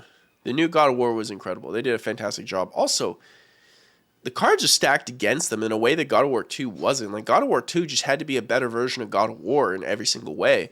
But God of War, like, no one cared about Kratos at this point. It was, like, over. No one cared. And they brought him back in a brand new mythology with a beard and a kid. That's like one of the biggest W's I've ever seen in gaming, to be honest. Incredible. I was never a fan of Gran Turismo, but I remember the first one slapping. I was always happy to play it on my PlayStation. And I also remember playing Gran Turismo 4 a lot on my PlayStation 2.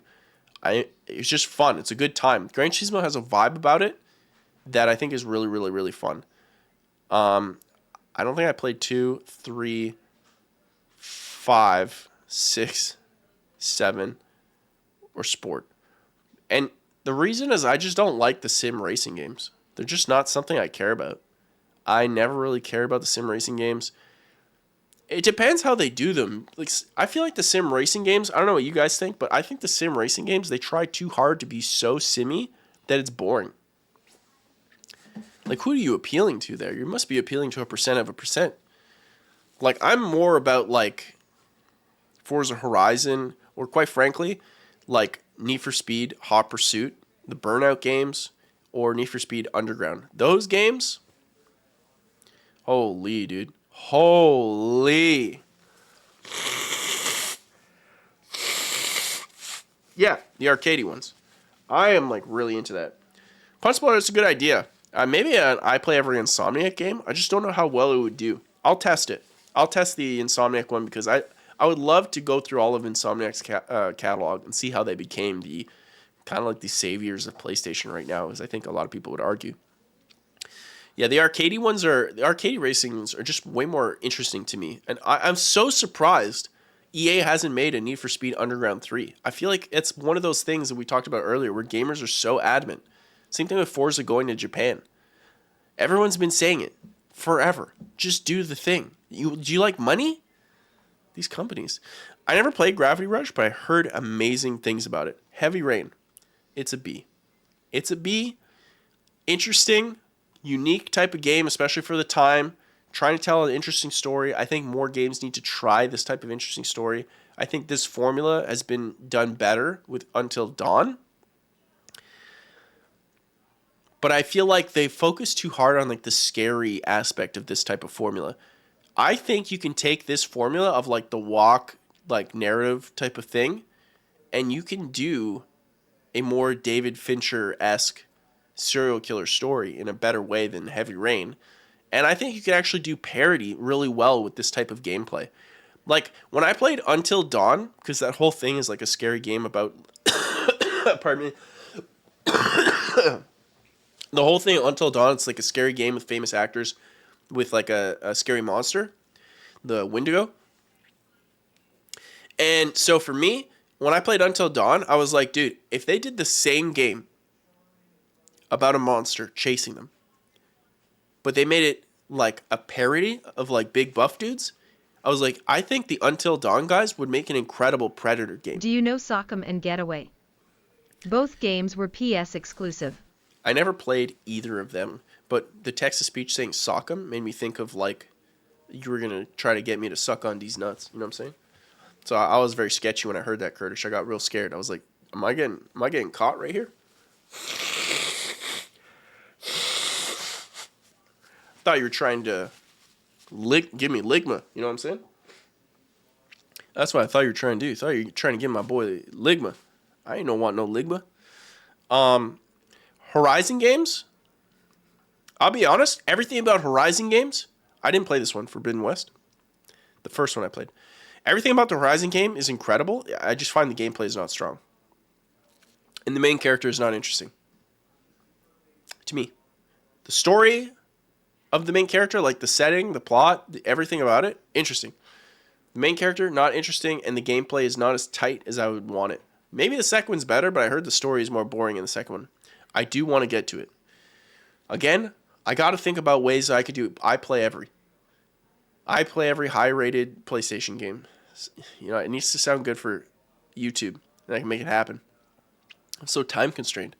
Hot Shots Golf, I did play, but I can't remember anything about it. I do remember renting it many times. I don't remember it. I played 2 seconds of Eco. I do not like it. I get people love it. It's beloved. I do not like it. Now, chat. The original Infamous.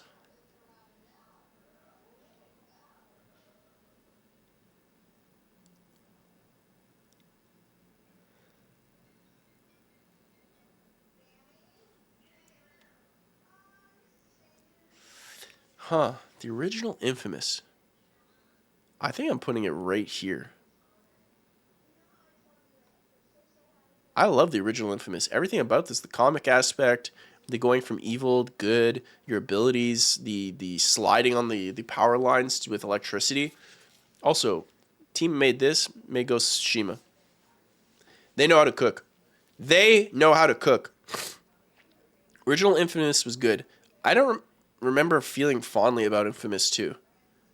I think I was kind of like burnt out. Oh, Infamous 2 is here. I guess that's DLC. Something interesting happens where sometimes a game is so perfect in what it's trying to represent that a sequel is just like, you know when you have really delicious chocolate cake and you're like, this was the greatest chocolate cake ever. And then just like 2 seconds later, someone's like, here's more chocolate cake. You're like, dude, I'm good. I'm satiated. I'm stuffed. I don't want it. And sometimes games, you get the same thing where they perfect the game so much that I just don't need another one like that. Like it's saturated. You need to make me wait a lot longer. Like it was such a good game. And for me, I remember Infamous, I felt that way where like the game was so good. And then I was like, I'm good. When Infamous 2 came out, I was like, I'm good, man. And I've probably felt the same way with God of War. I remember when God of War 3 came out, I was like, yeah, I guess because it's PlayStation 3. But I was good. In fact, that's how I felt with Horizon. With the new Horizon, that's exactly how I felt. I was like, I'm good. I don't need another one right now. I just don't.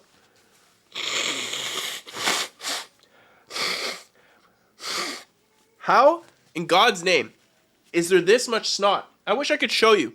Chat, do you want to see my garbage pail beside me? You don't have to. I warn you. It's disgusting. Well, it's just going to look like paper to you guys, but... Chat, this is insane. If you saw how much Kleenex is in this garbage pail... Nah, I'm good. I want you to think about it, though. I really just want you to think about it. Just think about it. Okay, take 2 seconds. Dude, there's so much. I'm sick of it. I don't deserve this. Okay? I've been sick for like a month. I'm tired. I'm tired, boss. I'm tired. It's my birthday tomorrow, you know? I just want to relax. All right. Infamous. First Light. Mid. Second Son. Slightly above mid, but again, I was over the formula. It was just because like the PlayStation 4 made me want to play it, but I feel like I was over it. Take a pic with the bottle of Vaseline. What in God's name are you talking about, mister? How dare you? Have you tried chewing garlic? I haven't, but that does work, doesn't it? I've heard about that. I had a friend whose parents, like if he said he was sick and couldn't get to school, this guy's parents would literally give him a bulb of garlic and be like, eat this whole thing because it will make you feel better. But it was so disgusting that it would like stop him from wanting to stay home. So he would just go to school anyways, which is like W parent, right? From their perspective. But I can't believe we will be getting Black Ops 7. Wait, we're getting Black Ops 7? That's what's coming out next year?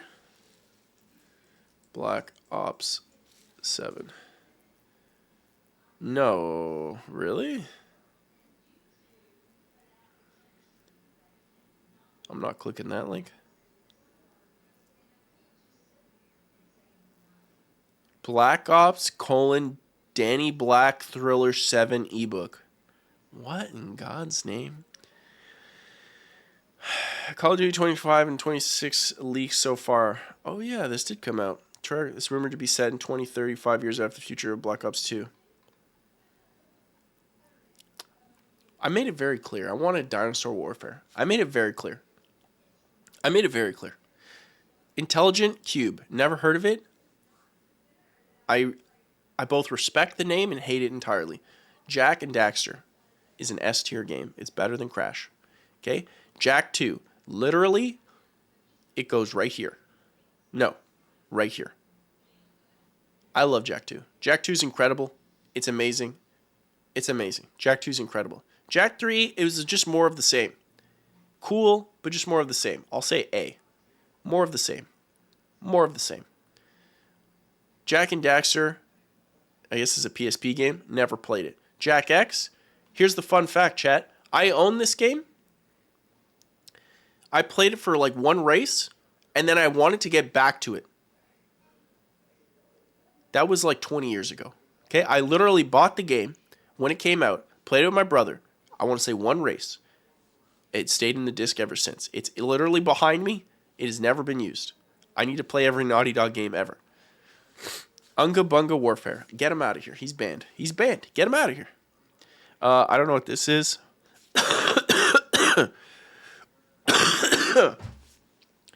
I'm dying. I'm dying. I don't think I can make it through this whole tier list. Samju just comes in when I'm about to die. Yo, shout out Samju. Shout out Samju. I'm just about to die, Samju. Let's pause the tier list because I don't think I'm going to make it. I did say I would come back and circle to this. What are the most addictive games you guys have come up with? And I'm actually curious what you guys come with. I'm not feeling great, Samju. I'm literally dying. I don't know why it's coming on with a vengeance right now.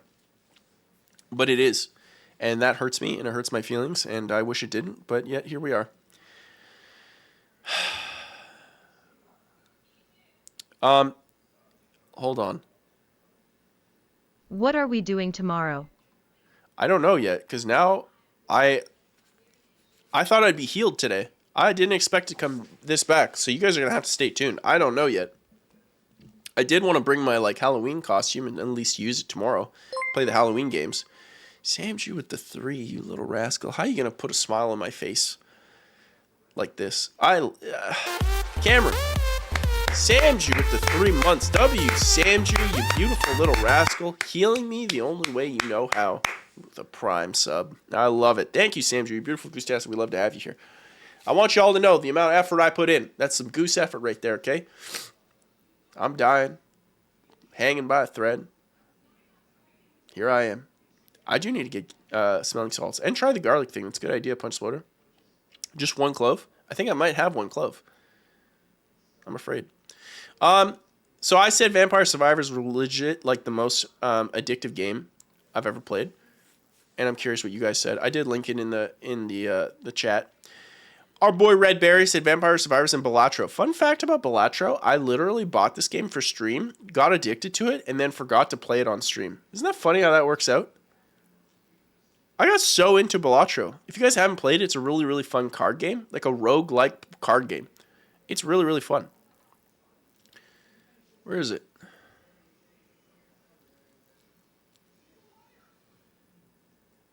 Where is it? Balatro. See? Stream. Balatro. Stream. Balatro. I literally bought it for stream. It was fun. I really liked it. Garrett Winslow. Oh, this is so cool. This is what I love about making YouTube content. I don't know if you guys saw my I Played Every Blizzard game. If you did, that's awesome. And if you didn't, whatever. I'm not going to sue you, but I will. So check your mail. Okay? Inside that, I literally made a comment for the podcast Into the Nexus for the Heroes of the Storm section. I shouted out the people who hosted that podcast. And their names were Garrett and Kyle. And legit, one of them saw it, Garrett, and now we follow each other on Twitter. Here's this guy I listened to for years for a podcast from, chat. I listened to him for years, especially when I was in college. I listened to him for years in a podcast, and I made a video, and now he's following me. It's so cool. YouTube's so cool in that way. And yeah, so he answered here, and he also agreed Balatro is really, really, really fun. Oh, you can play on your phone now? Holy smokes. Dude, I need as much Mucinex as I can hear. How nasally do I sound out of 10, chat? Out of 10, what would you say my nasal game is? An 8? That's not great. The clips are gonna age really badly, aren't they? We try to make clips after this. Holy smokes! Kai G, another YouTuber, great YouTuber. Very Squidward level.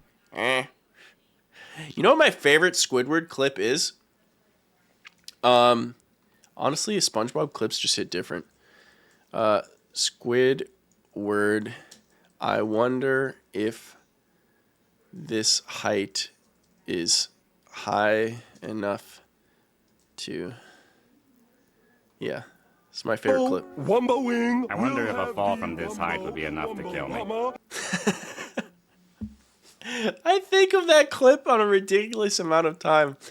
Honestly, the whole Wumbo thing, the whole Wumbo section. Come on, SpongeBob. I Wumbo, you Wumbo, he, she, Wumbo. The study of Wumbonomics, SpongeBob. And 2 seconds later, he says that. Fuck, it's so good. Old SpongeBob clips are just like they're just stuck in my brain forever. They're stuck in my brain forever. Oh, it's on Apple Arcade? I think I'm on that. As I was saying, Kai G, a YouTuber, a very, very good YouTuber. He's getting up there. In fact, I should check on his channel. I should check how he's doing. We keep in contact every once in a while. He makes great gaming documentaries, so it's great there. Back in the day, he says Warcraft 3. I never played this. I couldn't play Dota. I'd be kicked anytime I tried to play Dota. Every time people would see me download it, they would just kick me. It was hurt me so much. But yo, your boy played DBZ Tribute and Footman Frenzy so much back in the Warcraft 3 days. I love those so freaking much, man. I was like a DBZ Tribute just snob. I played that ridiculous amount. Honestly, Toei, if you're watching, which we know you are, John Toei, okay? Make DBZ Tribute a real fully fledged AAA game, and I'm telling you, that will take over Battle Royale. It's effectively a narrative-driven Battle Royale. That market has not been tapped. That's the thing with these gaming companies. The mod scene has already done every idea that will be popular 10 years in the future. All you got to do is go there, see what's being played, copy it. Or effectively do what Valve does, hire the people who made the mod, and just make a real high-quality AAA version of that mod. Footman Frenzy and DBZ Tribute, I think, would hit dramatically high if done properly. Maybe not Footman Frenzy right now, because the MOBA scene has been, like, tapped, but DBZ Tribute would hit very, very, very hard. Bebo, you guys know him, you love him, Texas Speech Champion, Bebo. Bebo suggested Papers, Please, which I've always wanted to play. Actually, how much is Papers, Please? I'm always trying to play it, but... Ooh. Dude, it's on sale. $6.50. This intrigues me. I'm going to keep that there. Chad, I might get that. Warzone. That's insane to me. I respect you, Tom, for saying Warzone. Warzone is such, like, Call of Duty, even when we were playing Call of Duty multiplayer, I was just getting so triggered at how quickly you just get wrecked. Absolutely insane. Jamie, Pixel Mafia, says Vampire Survivors as well, but Brotato. Have you guys played Brotato? I see Lyric, famous Twitch streamer Lyric, possible best friend. I see Lyric playing Brotato a lot. And it always looks interesting. I love me a good twin stick shooter. I've been wanting to go try it, but I just haven't. Actually, how much is that worth? Brotato. Woo! Dude, I love these little sub $5 games. It's addictive.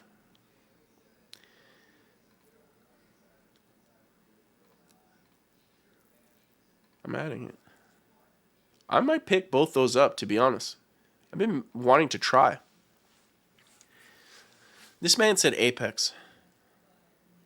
I see people playing Apex, and that does not look appealing to me whatsoever. Wait for Verdansk next year. The original Warzone map is coming back in spring. Is it actually? Is the map actually good? Or is it just nostalgia? That's the one I actually don't know. because that came out during the 2020 era when everybody was losing their minds. Warzone was such a huge thing. Crossplay. Maybe that'll be a part of my video talking about that. I do remember the map being good. I remember the Modern Warfare 2 map not being good. No, the Caldera. The whatever map that was, that one I did not like whatsoever. Caldera, I think is what it was called. But the Modern Warfare 2 map, I really liked, actually. I liked that map quite a bit. Modern Warfare 3, I guess, just kept the same map. What's Yez? I don't know if that's a meme. Also, Lemon's in the chat. This is Lemon, apparently. It says Hollow Knight. I never played Hollow Knight. Yo, what, chat? What's with everyone loving Hollow Knight? I feel like Hollow Knight is loved to an amount that I cannot express. Should I give this a chance? This is $10 too. Look at this. Overwhelmingly positive.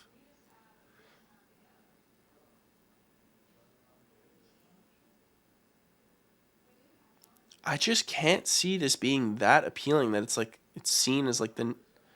But look, dude, this guy has 300 hours. 160 hours. I should play it? I would like to do like... Chat, you know what I would really like to do? I'd like to do an I Play Every, but it's like the best indies. Because I'd love to showcase indies in a way that I feel like my channel just focuses on mainstream stuff, which is cool. And don't get me wrong, I love that. But it'd be also cool to, now that I've built an audience there, to show them smaller games maybe they haven't heard of. Because I feel like a lot in the indie scene, I feel like people can be a little too aggressive. Like, indie's better than AAA. It's like, no, they both have their place. And, you know, a lot of indies are typically side scrollers. Like, I can see why people don't really want to navigate towards indie, even though there's a lot of amazing stuff. But I'd love to do an I Play Every where I can spin it as like, I played every indie game ever. No, you can't do that because there's like thousands. But yeah, I'd like to do that. So I got to do that. The Buckshot game, Liars. I forget the name. Liars. What was it called? Liars Bar. We got to play that again. Honestly, I'll add it. It's so cheap. I'll get all three. See if we can play. That could be awesome. Because I'm really, really interesting.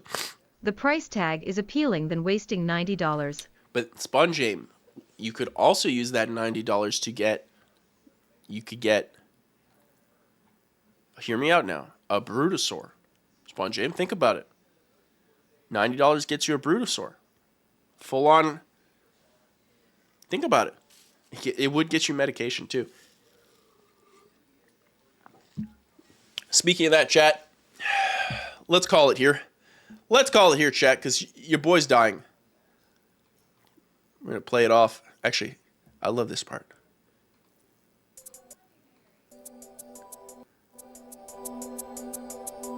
Such a strong...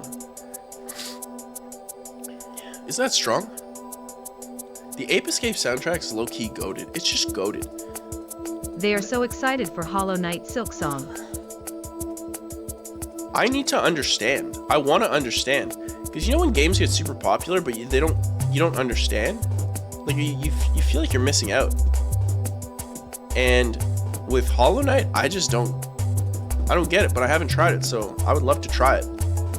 But I'm worried it's going to be, like, usually my intuition with my own instinct of games is pretty good, pretty accurate. So I'm worried I'm going to get the game, play like an hour, and be like, it's cool, but it's not going to be my thing. I don't know. But I mean, you for are that just price, getting old goose. How many times do I have to ban you, old man? Okay, Unk? Sit back there and just, why don't you have another nephew while you're at it, okay? Huh? Big man? Why don't you go ahead and just embarrass me some more on Call of Duty? Huh? Chat, I want to give a real special shout out to Samju in the chat for the 3-month sub. I want to give a special shout out to Bobby's Amazing 2012 for rating one viewer. Look, we're about saying our thanks. Okay, that's very generous. Even if it was 0 viewers. The fact that Bobby thought of us, I want to give a shout out. Bobby, you're an amazing goose-tastic individual. Sponjame resubbed with the 2 months. Canadian resubbed with the 4 months. Celine Winter Night resubscribed with the 3 months. Absolutely insane. We also have a brand new couple of followers that I would like to prestigiously mention. You'll notice that if you do follow now, it won't make any disrupting noise. And again, that came from like a clip perspective that I touched on earlier with like the stream update. So there's that, and there should be new faces and stuff too. New emotes. Pardon me, man. When are those meds gonna kick in? Holy. Dude, Pooh Radley's in the chat. Pooh Radley, beautiful goose-tastic. We'd love to have you here, Pooh Radley. So good to see you. Look, I want to give a special shout out to Mike6Ops, Handsome Hatter with the follow, Celine Winternight. Finally, after a year of being on the stream, basically a year, Celine decides it's time. It's time I follow the goose. Celine's been subbed for 3 months, but the follow had to be earned. I appreciate that, Celine. Thank you so much. Jesus BR01 with the follow. Hillary Ann with the follow. AFO with the follow. Captain Mac Awesome Pants with the follow.